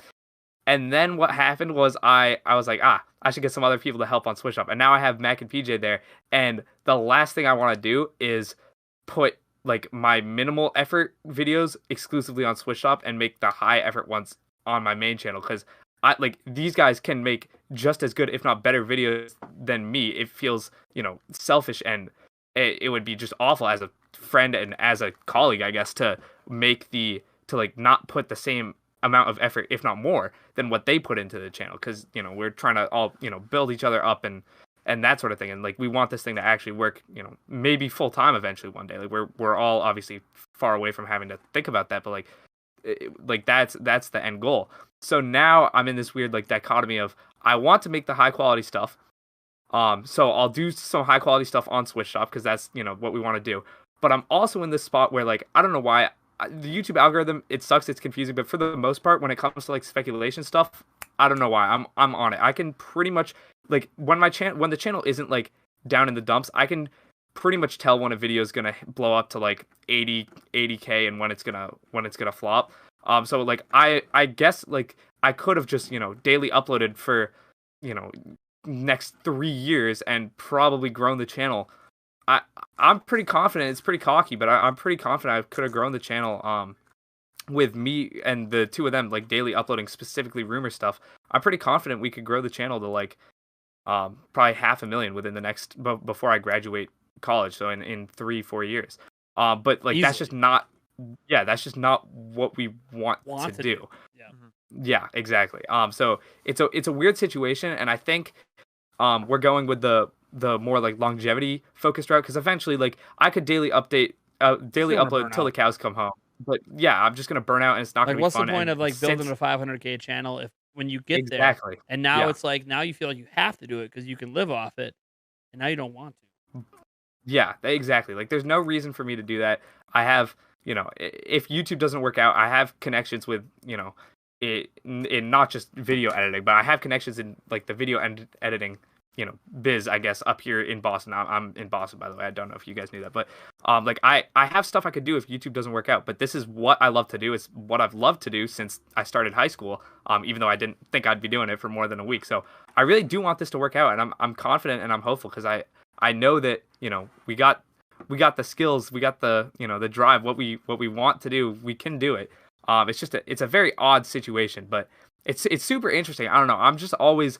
I always love talking about YouTube. Like some of the best, I guess, business meetings, if you want to call them that, that me, Mac, and PJ have had. It was just us kind of futzing around on Discord and talking about YouTube and like ambitions and stuff like that. And I love talking about this sort of thing because for the first like 3-4 years that I was doing the channel alone, like I said before, none of my real life friends care about Nintendo. They're not that type. More just not that type. So like it's so interesting to talk about this sort of thing, in my opinion. Like I don't know, I love discussing it, and hopefully the channel does well, and hopefully the podcast on your guys' end does well. I'm sure the clips are going to be huge if you upload those on different social medias, branch out. I've heard TikTok's huge for clips. I don't personally have TikTok, but PJ's always talking about podcast clips on TikTok could be, massive for that sort of thing. So I've heard of that too. I'm not as in tune with some of the more new age social media out there, which is TikTok. God dang fangled new age. Well, no, like I watch things on TikTok,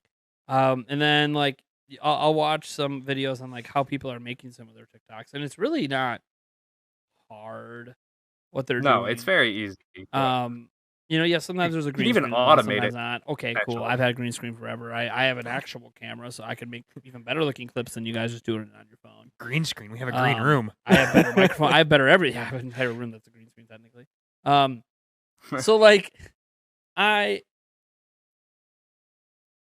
I just, part of me says that I don't understand the point, and the other part of me finds myself on TikTok for an hour a day. So, right, yeah, clearly there's like some base entertainment value there that matters. And I always wondered, like, every now and then like a podcast clip will come across, and I always end up skipping it. So I always wonder, like, okay, but this still got like 1.5 million likes. Like, is it because this person's already really big somewhere else, and so they drove their audience here, or did they actually fundamentally grow on TikTok, where people cared about that 15-second clip where they said something that ended up being profound or really mattered to a very specific thing? Like whenever we have like debates over like who's gonna win Game Awards, or who's gonna or like some developer says something nasty about Nintendo, and then like we go on like a little rant. Like maybe there is a part in there like a vertical slice that's like, okay, this is really cool for a TikTok or a YouTube short or something like that. Which YouTube Shorts is another thing I totally don't understand. That's another thing.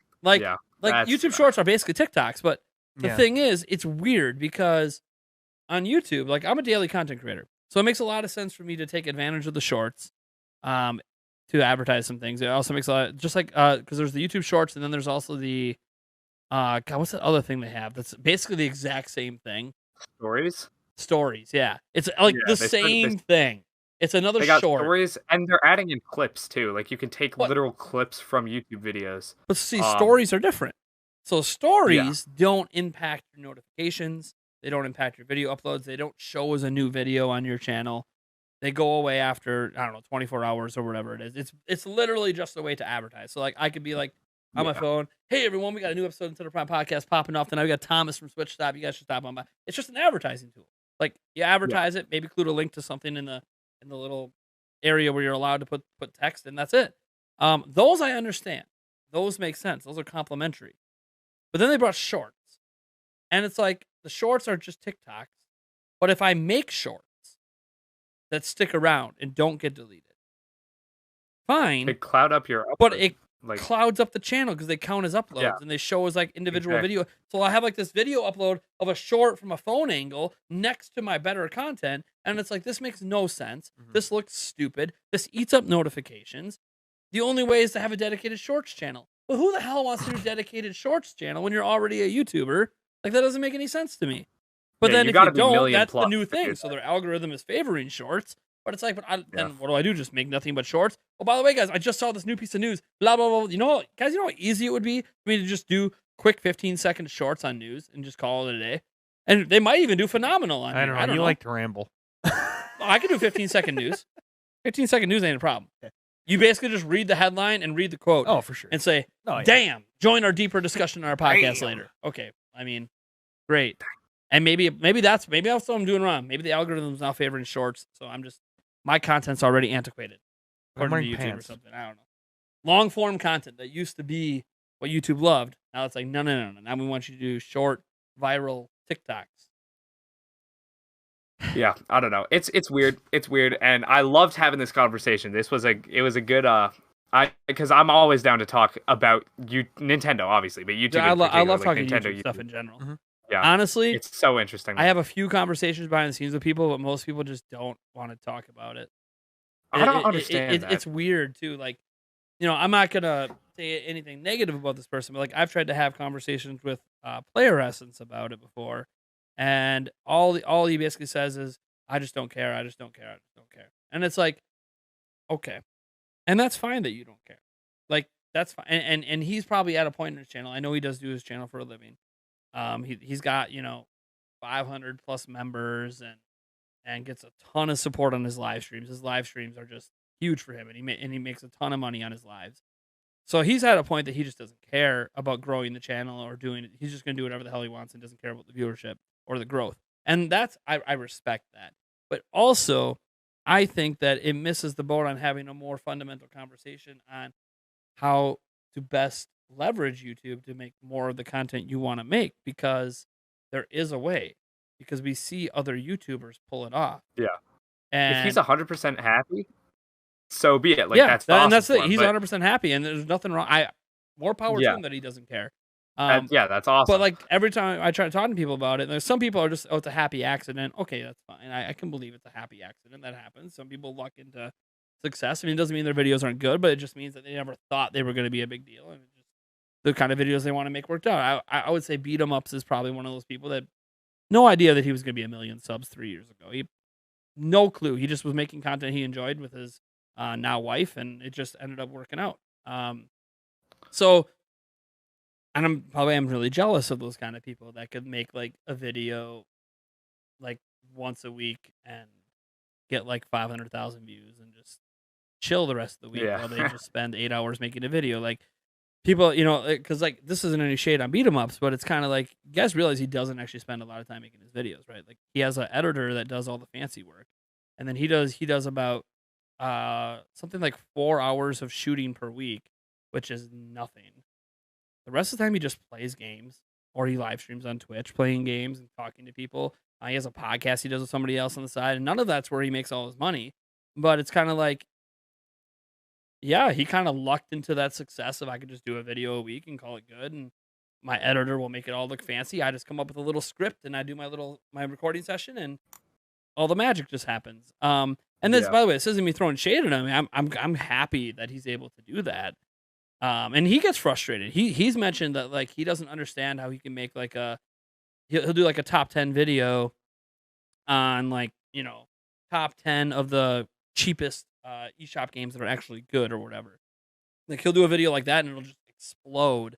But then he'll do another video where he actually spent a lot of time and effort making it, and then that one will only do like 100,000 views, which to us is like, it's great, but for him in a mill, like that ain't so great. Of course, it's all scalable. It all scales. Like, and so like, and he's talked about publicly on live. I've watched him talk about it on live stream, where he's like, I hate that this is like, I can order dumb things off Wish for Switch, and that's gonna blow up.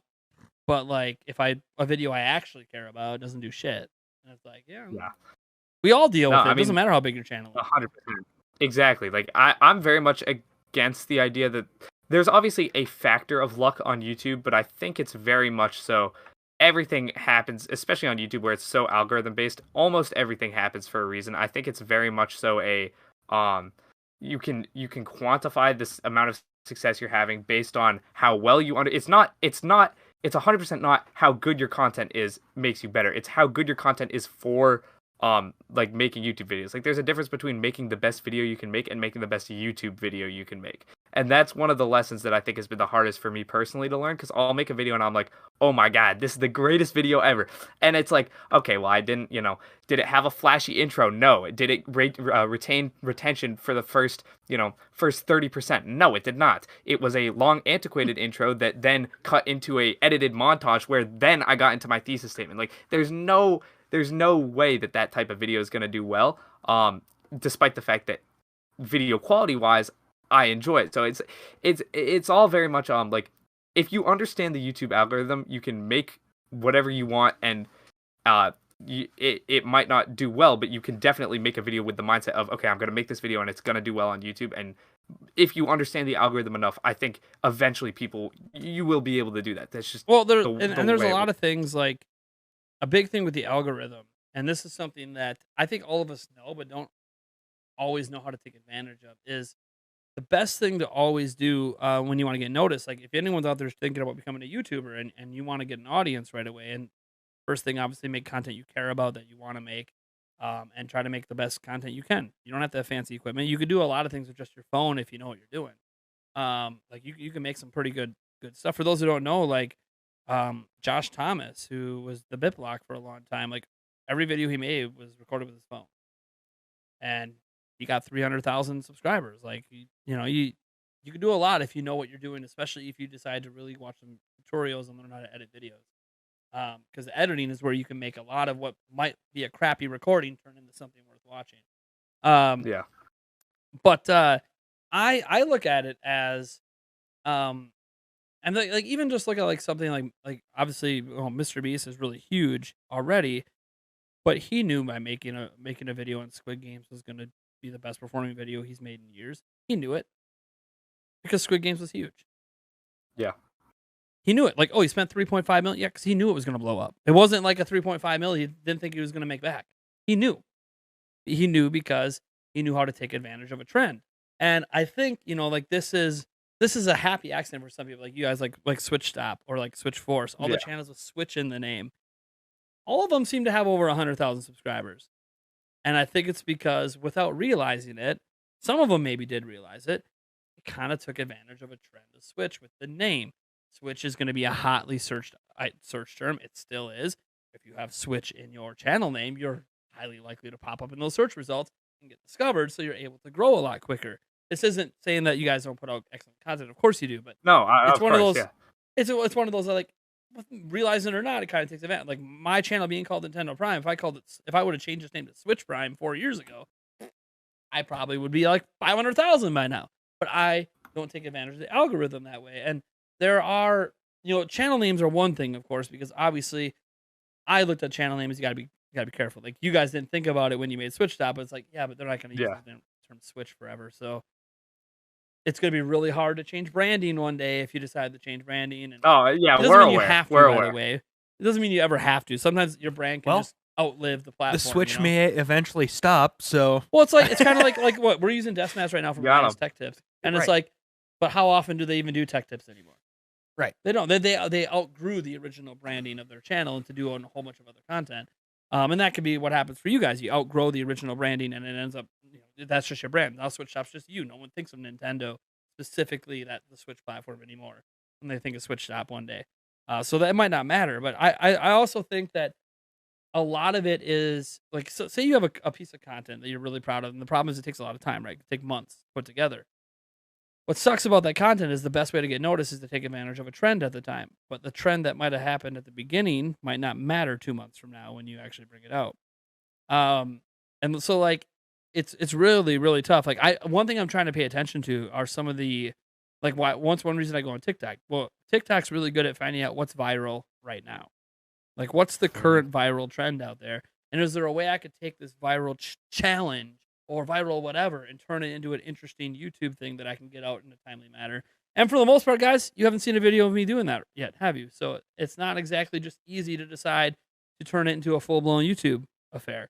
Like I had an idea with Squid Games to do the Nintendo Squid Games and have, you guys know I do giveaways, so I could have giveaway prizes and eliminate 456 of you all the way down to one through a series of gauntlet of Nintendo games that, instead of it being themed after the Squid Games, I would mostly just be using the Squid Game branding, but we would actually theme it after the old school Nintendo championships from the 90s.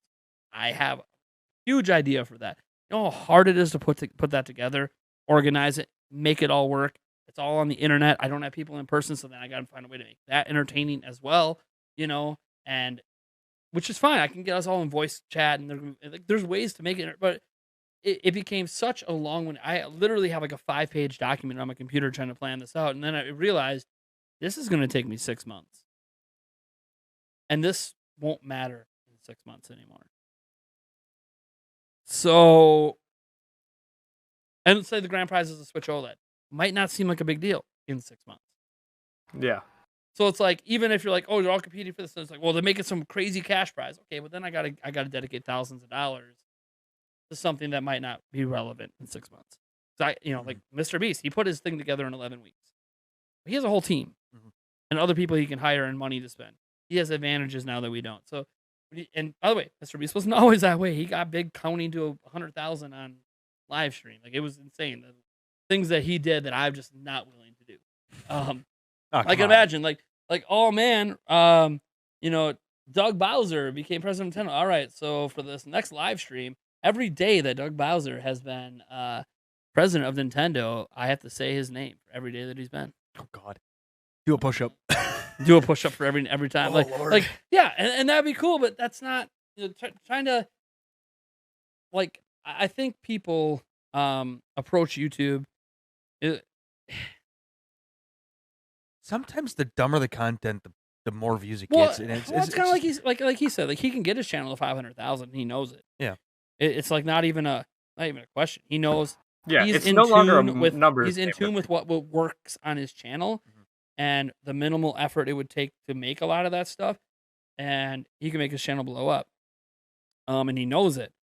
And the problem is obviously is that you're gonna burn out on that eventually. Which, like with me, I really enjoy the conversations. I really enjoy making news videos. I haven't burned out yet, but I've also different because I used to be worked at different news outlets in the past, writing news for like the last 25 years. So like, it feels like I'm just taking what I used to write now I'm doing it as a video instead. So to me, it's a little bit harder to burn out since it's become more of a routine. It's just something I do now. I think it's like instinctive. Oh, news come out. All right, let me go turn the camera on, do my thing, and it's all cool. I'm all good with it. But yeah, man, like doing different things on YouTube, it's tough. Like I saw a video, I think by Ludwig from a while ago where he was mentioning, hey, is starting a new YouTube channel, like, is it more luck or is it more skill based? Yeah, I saw the same video. Yeah, and he argued it was skill based, and it was funny watching him do it because okay, yeah, it was a decently edited video that yeah, he paid money and all the stuff that most starting YouTubers wouldn't do, but it was weird because the whole reason that it blew up was because he spent $50 on Mizk's live stream or whatever, and not knowing that he would even check out your video, let alone watch it on live stream, let alone shout out the video. All of that was like steps he didn't know. He knew it was a possibility because he's done it before, but there was no guarantee that was ever going to happen for his $50 donation. So it was like, yes, here's the other thing you successfully grew a new channel without using your branding, but you got lucky because it was based on a streamer doing something that you had no control over. Well, and we don't know that though either. Too. What's to say they didn't talk behind the scenes and say, "Hey, Well, I'm going to do this." I'm not accusing anybody of doing anything like that, but we don't know. Sure. They could have talked behind the scenes. But either way, and said, "Hey, it just showed I'm it just was going to do this," to me. and it almost did the opposite of what like. He's like, "Yeah, see, look, I can build a new YouTube channel." You're right. If you have a little capital, you can start a channel, make a nice video, and get lucky and get a live streamer on Twitch to watch your video and then put it in his chat. It's like that's all luck though, or paying for success. You're not really like showing that you can organic. That's like the initial. I watched that video and I was like, man, can you show me how you can like Ludwig? I love your content, man. Can you show me how to actually build a new channel and get 1,000 subscribers and a few thousand views on a video without paying somebody to give you attention? Shout-outs. I get that, yeah. It's like instead of using your channel to get attention, you use somebody else's channel to get attention. It's like that's the luck. Like you're taking. It's not advantage. A viable strategy, yeah. Yeah, like it's viable for what he was doing, and sure, if he was a real person and got lucky that way, he could build his channel doing stream reactions, talking about different streamers. Sure, could have, but it was so luck based. I'm like, I've been on YouTube a long time, and I can tell you guys, I have no clue how to grow a channel. When people ask me like how to grow a YouTube channel, I'm like, I have no idea how I have the following I have, man. Like, there's other channels now mimicking me and trying to do like giveaways and stuff, and I'm like, giveaways aren't how I got here, but sure, go ahead, mimic my giveaways. Like, you can't buy success like that. Like, it doesn't work. You're gonna make yourself go broke and lose your house if you like are trying to do that. So, people need to understand that. I don't think there are people that are more in tune with what's going to work than others, and that's taking advantage of trends is very, very important if you have a quick turnaround time on a quality video. That's really hard to do. If you're not highly experienced, it's really hard to have a quick turnaround on something that's like as an example, Spider-Man, right? That's a huge thing when that movie drops, like huge. I mean, one of the biggest movie drops, definitely the biggest of the pandemic era, but it could even be topping some of the other MCUs. Like maybe it's going to be up there, yeah. Like it could be huge. Its pre-sale numbers are beating out Avengers Endgame, so it's going to be insane how many people go to that movie. And it's like, well, perfect time to take advantage of Spider-Man and build content around it. But it's like, I'm a Nintendo guy. There isn't really much I could do to take advantage of that I can think of. There's nothing, until I see the movie. Then you could be like, oh, but it's a multiverse. Oh, oh, so now I got this cool idea of a Nintendo multiverse and bringing this whole thing together and pulling off the Nintendo No Way Home. But it's like, okay, but that video is still going to take me like 6 months to put together. And by then, no one's going to care. Yeah. So I struggle with it too, man. Because as much as I love doing what I do, I want to expand it into new avenues. And it's tough. Like there's days I sometimes wake up and I go, one, I wish I was in my 20s again, so then I could do YouTube and just start a fresh channel and just do whatever I want to do. Like, how cool it would be, like, wake up one day and just kind of be like PewDiePie, just does anything he wants. He doesn't even care. He doesn't care about growth. He doesn't care. Yeah. He just doesn't matter because he makes so much money. It's just laughable to him. He can just do whatever the hell he wants. And I understand that, like, okay, then fine, live your dream. Do your stupid one kind of video, get your 500,000, get your 1,000,000 subs, and then do whatever you want. Yeah, but there is also, again, as I tell people, a mental aspect to. So let's say you went crazy and built your channel up to 500K or even $1 million, just covering rumors every single day. Because by the way, there's a lot of channels out there that do that. And what's interesting about those channels, what's interesting about what I call rumor channels, like I would say, God, I'm trying to think of some off the top of my head. Blocked content, I guess, is probably one that comes to my mind a lot. Or you look at, like, maybe even Sunbro Nation. I see them pop up a lot for a lot of rumors. And a few others. One thing I notice about those channels is, their views they're getting good views in their videos. They're getting 10,000 at least. Sometimes 20, 30, 40, 50. Okay, cool. And for their subscriber size, that's a lot of views. They're all around 20 to 30,000. But they're barely growing. Which means what they're doing is they're getting a lot of first-time viewers, but not converting them. Yeah. So it's kind of like you guys are kind of unique in that you were covering something like those Mario rumors, but you were also converting. Yeah, there's a couple reasons I think we were converting. I think a lot of it is personality. I think if you people attach don't want to feel like you're yourself, pulling the wool over their eyes too. Like I feel like when you watch block content, he acts like so much stuff is true that it's like I just can't like you. Like you're just 99% of what you report isn't true, but you can't keep acting like it is. Like people aren't gonna like that because they just feel like you're lying. No, I'm with you on that. I think something that actually helps us a lot is me, Mac, and PJ, the three of us on Switch Up. We are not, like, when you picture your average Nintendo fan, that is not us. We do not, like, I don't know. I'm choosing my words very carefully here. Of Animal Crossing in the last month? That's no. I'm choosing my words very carefully because I don't want to offend anyone. And there's obviously nothing wrong with being a huge Nintendo fan. That is, most people in the community. Yeah, but like we aren't the massive, like, spending every hour talk about Nintendo. Like, it's very much like we can turn it on and we can turn it off. It's not something that's obsessive for us. Where it kind of I was obsessed with Nintendo, like, back when the Switch was first coming out and everything. But now it's just a mild part of who I am. And so I think that allows our content to be very much more so. It's not 100% personality based. We're still very much in the rumor sauce, if you will. But, like, within those rumor videos, like, you can get attached to certain personality quirks. Like, everyone who watches the channel knows I love 3D World. PJ is a huge fan of the older Pokemon games, but hates the newer ones. Mac is super into, like, the Wii era. Like, that's his favorite generation. And because of that, you can kind of get attached more so to the people. And that's able to convert a lot. And I'd also say that on the topic of converting from those rumor videos, is a lot of it is just, if you have, I think the most important, this is like, there's no research to back this up, or at least I don't know of any, but this is just my mindset. If I'm a first-time viewer of a video and I click a video and I'm like, oh, that was a good video. First thing that I do after finishing that is I click on the channel and see what the most recent type of video is.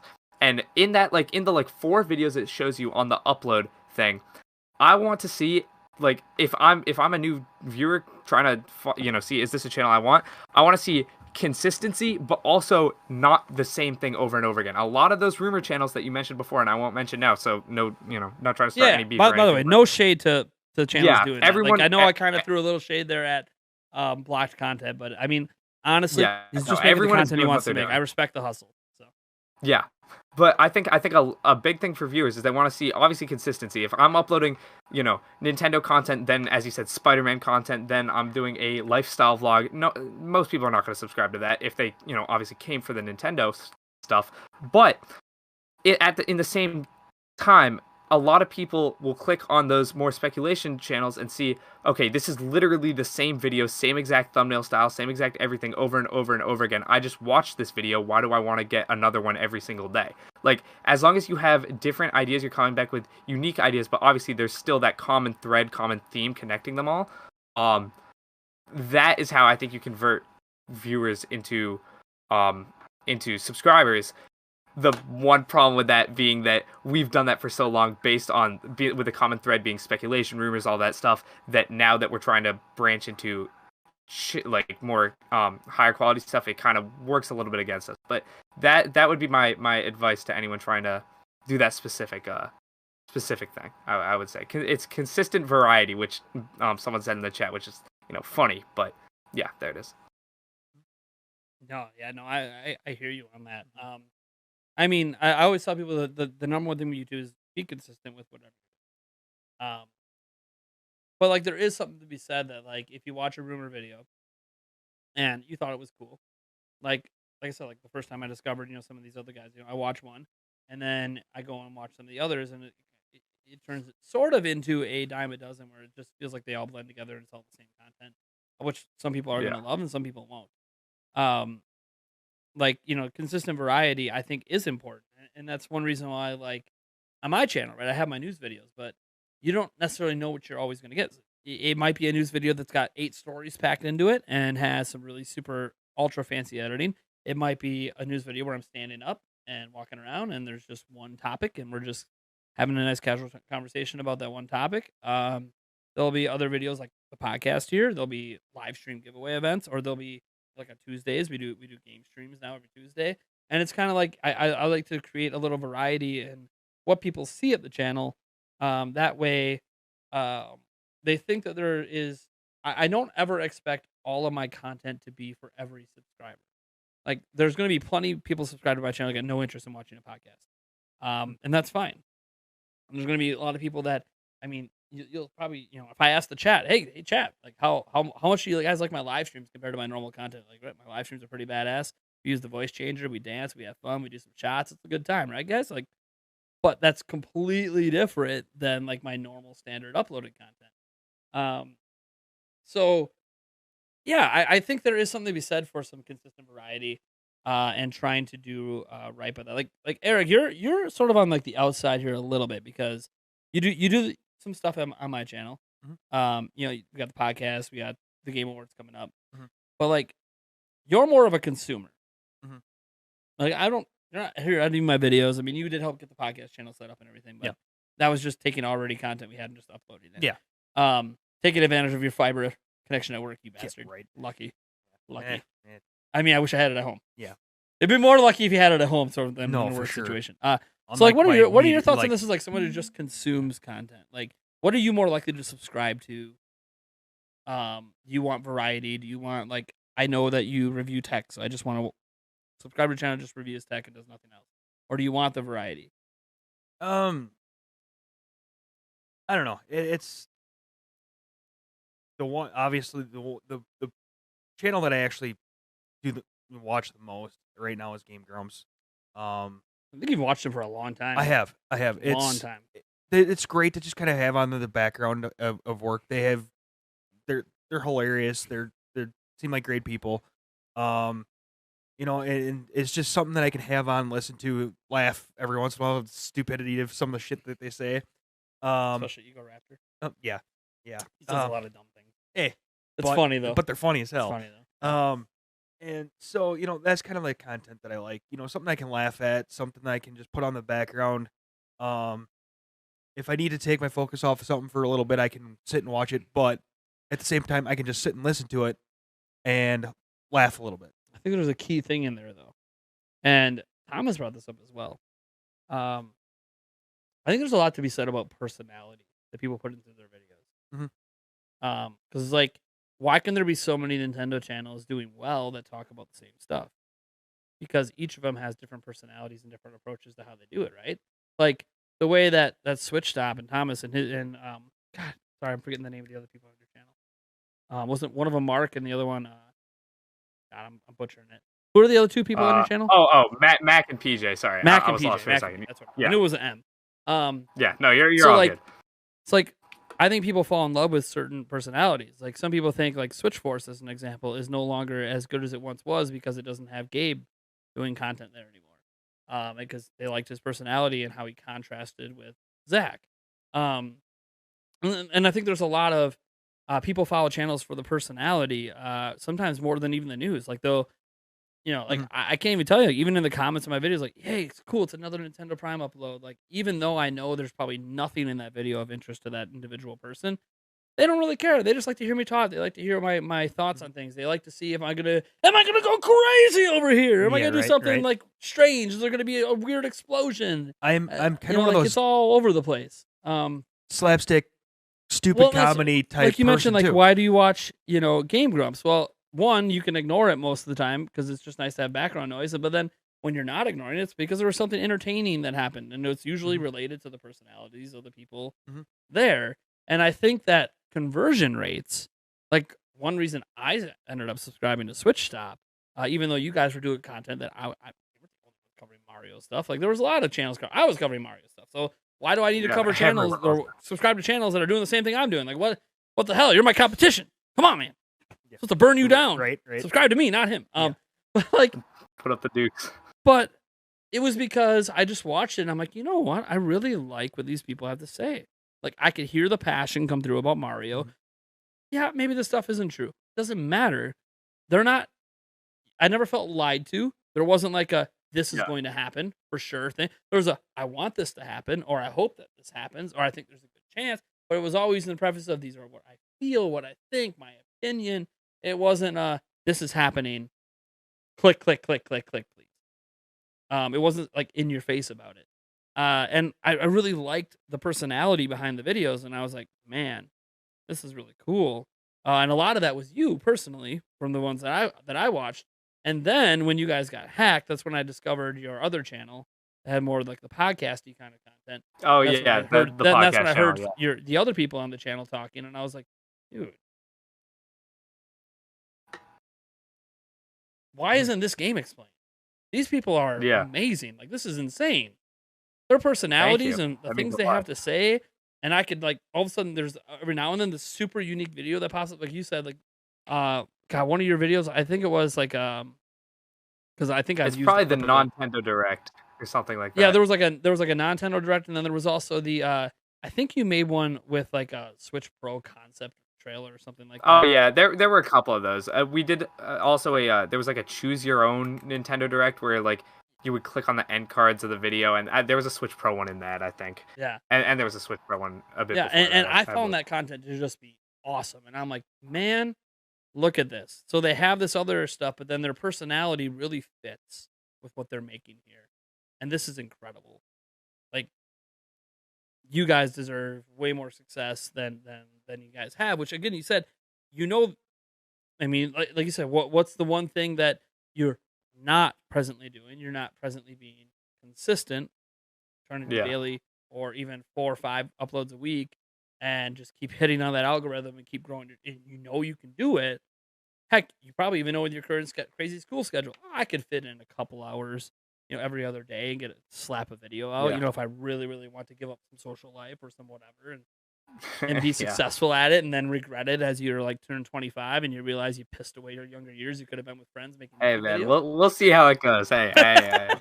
Well, that's a very real concern. I was doing YouTube in my early 20s, but I wish I was. Some of the stuff I wasted my time on back then probably would have been better spent making content. Yeah, it's always a grass is always greener situation. Like I'll be hanging out with my friends, and I'm like, shit, I gotta go record a video. Like, goddamn, why am I still doing this? Like, God, I went out for some drinks with some friends, like, 3 weeks ago, and while I was out, it hit like midnight, and I sat there, and I'm like, God, I got this really good idea for a video. I should probably go home. And then Yulia looks at me and goes, "What the? You spend enough time doing YouTube." Yeah, It's like it's the funniest thing. but like, it's it rare I always get such a good idea like this, and of course you don't remember it when you wake up because you never wrote it down. But I've never had a Nintendo Direct come at a opportune time for me. I think this is a complete side tangent, but I think every single Nintendo Direct, it's like all my friends are like, "Hey man, we're gonna go on like this insane like trip this weekend." I'm like, "Oh, okay." And then it's like my reaction to the Mario 3D World or to the Mario 35th anniversary direct is literally me in my friend's closet because I'm staying over at his house in New Hampshire because like I was waiting I was literally waiting the whole summer like, yo guys, I want to go on this trip with you guys. The 3D World thing might get announced this week. I'm like, at the end of the summer, I'm like, oh, what the hell am I doing, man? What am I doing with my life? I'll finally go. And of course it gets announced. It was fine, you know, it wasn't a big deal. I brought my crappy blue snowball anyway, so yeah, I was able one to of get those. that I was video out. prepared on the off chance, and I mean, Yeah, you can always, but it was just so funny. Like, you can always yell at Doug Bowser to shut up in the middle of your hotel room. So, oh my god, that's shut up, Doug Bowser. No. Oh my god, nobody wants to hear you. Yeah, that was after the Breath of the Wild 2 review because we were at E3 that year, but we were streaming, reacting to it from the hotel room, and like they unveiled Breath of the Wild 2, and I was just like basically having a heart attack on stream. It was insane. You were. And then all of a sudden they go to Doug Bowser, and I immediately pause the stream and go, "Shut up, Doug Bowser! Nobody wants to hear you." Yeah, right, you're not wrong. Freaking great. Like you just never, and like Nintendo Directs for me never come at a good time. Always at like the weirdest. Oh, it's gonna be early morning when I gotta get my kids ready for school. Oh, it's actually dropping right at dinner time. Yeah, that's a great time for me, right? You know, that's what families are doing, right? They're having dinner around the TV, watching a Nintendo Direct. Yeah, I'd love to come over and react with you, but I'm at work 90% of the time. Like it's just it's a lot of that stuff's never at good times, and I think that the problem for Nintendo obviously is they time it with it's got to hit in every territory, and like there's such a wide variance in time zones that it's always going to kind of be awkward. And you think it's awkward for us? I mean, like UK, the directs are happening at like 11 o'clock at night, so I mean it's kind of awkward for everyone. I don't, you know, and I understand why you can't like have a set. Okay, let's do a direct at like noon in the US, but then, well, let's do it at a different time somewhere else, and be like, they already have the news by then. So it's just kind of a. When you're an international company like that, I don't envy having to try to figure out when the best. No, I mean it's not on them. No time's ever gonna work for everyone. It's just a. It's kind of like the Game Awards. Like, oh yeah, cool, but like at the time it's at like, bringing it all the way back to the 2, Game 3 Awards in the morning. So it's like, yeah, good luck. Yeah. Anyways, all right, I might have to dip in a minute. No, that's okay. I was right about to wrap this up. Actually, yeah, beautiful. You read my mind. Longer because we had that nice. No, it's all good. I just have a that was fun. Stupid calculus test I have to study. Oh God, I do not that is envy something you at I'm all. sure you do not envy. Have fun with calculus. Man. Yeah. Nobody wants to deal with that. Oh my God. No, it's. Anyways, I would guys, rather be go sure get to check out Thomas and his crew over at Switch Stop. Obviously, as you just heard, they got some exciting, unique content plans for next year. But it doesn't mean they're done with the speculation and stuff like that. Just stay tuned. They got some plans for 2022. So go ahead and check them out. We have a link down in the description, or obviously our bot just recently threw out a link to go subscribe to their channel in the chat. So have a good time with that. Enjoy his content. He just put out a new video, as he said the other day, also talking about the Game Awards. Maybe even slightly different. I watched the video, so not everything in that video was mentioned here today. So go check that out. Otherwise, go subscribe to our podcast channel, the Nintendo Prime Podcast channel. I'd like to say youtube.com/Nintendo Prime Podcast, but we don't have a unique URL yet. So, eventually, it'll get there. So yeah, it's linked somewhere in the description, and if it's not, I'm sorry. Just go to Nintendo Prime YouTube channel, and it'll be featured right at the top. You guys can go subscribe to that. Hey, we actually have so yeah, we didn't even get into YouTube. Yeah, right. I'm sorry. As a content creator, I think it's the stupidest decision they've ever made, and I don't even care. Yeah. I have some videos with extreme dislikes. I don't really care. Like, don't get rid of. I can't start talking about this. I'll go for a year and a half. Yeah, right? It's right? Every content creator I've talked to is like, we just you want to talk for 5 hours because we're pissed. Yeah, everyone's just not happy with that change. No, it's terrible. All right, guys. And they also thanks for stopping by. Thank you, Thomas. Thank you guys so much for having me. We'll have to get you guys on some future episodes here. Yeah, it was a lot of fun. Great conversation. Some of the members of your crew over. The other members that were in the chat, obviously, you're more than welcome to come on. You can always reach out to me in DM if I don't reach out to you because I don't have everyone's contact information. I'm at NintyPrime on Twitter, or my email is Nathan@NintendoPrime.net. It's also public on the channel in the About section if you want to just go there. So, All right. Thank you guys. This was a lot of fun, and we'll catch you next week for episode 29. 29. Yeah. I was hoping it was 30. I was about to say 30. That'd be great, but no, 29. It never works out, does it? All right. Thanks, Thomas, for stopping by, man. I appreciate it. No worries. Thank you guys so much for having me. Yep.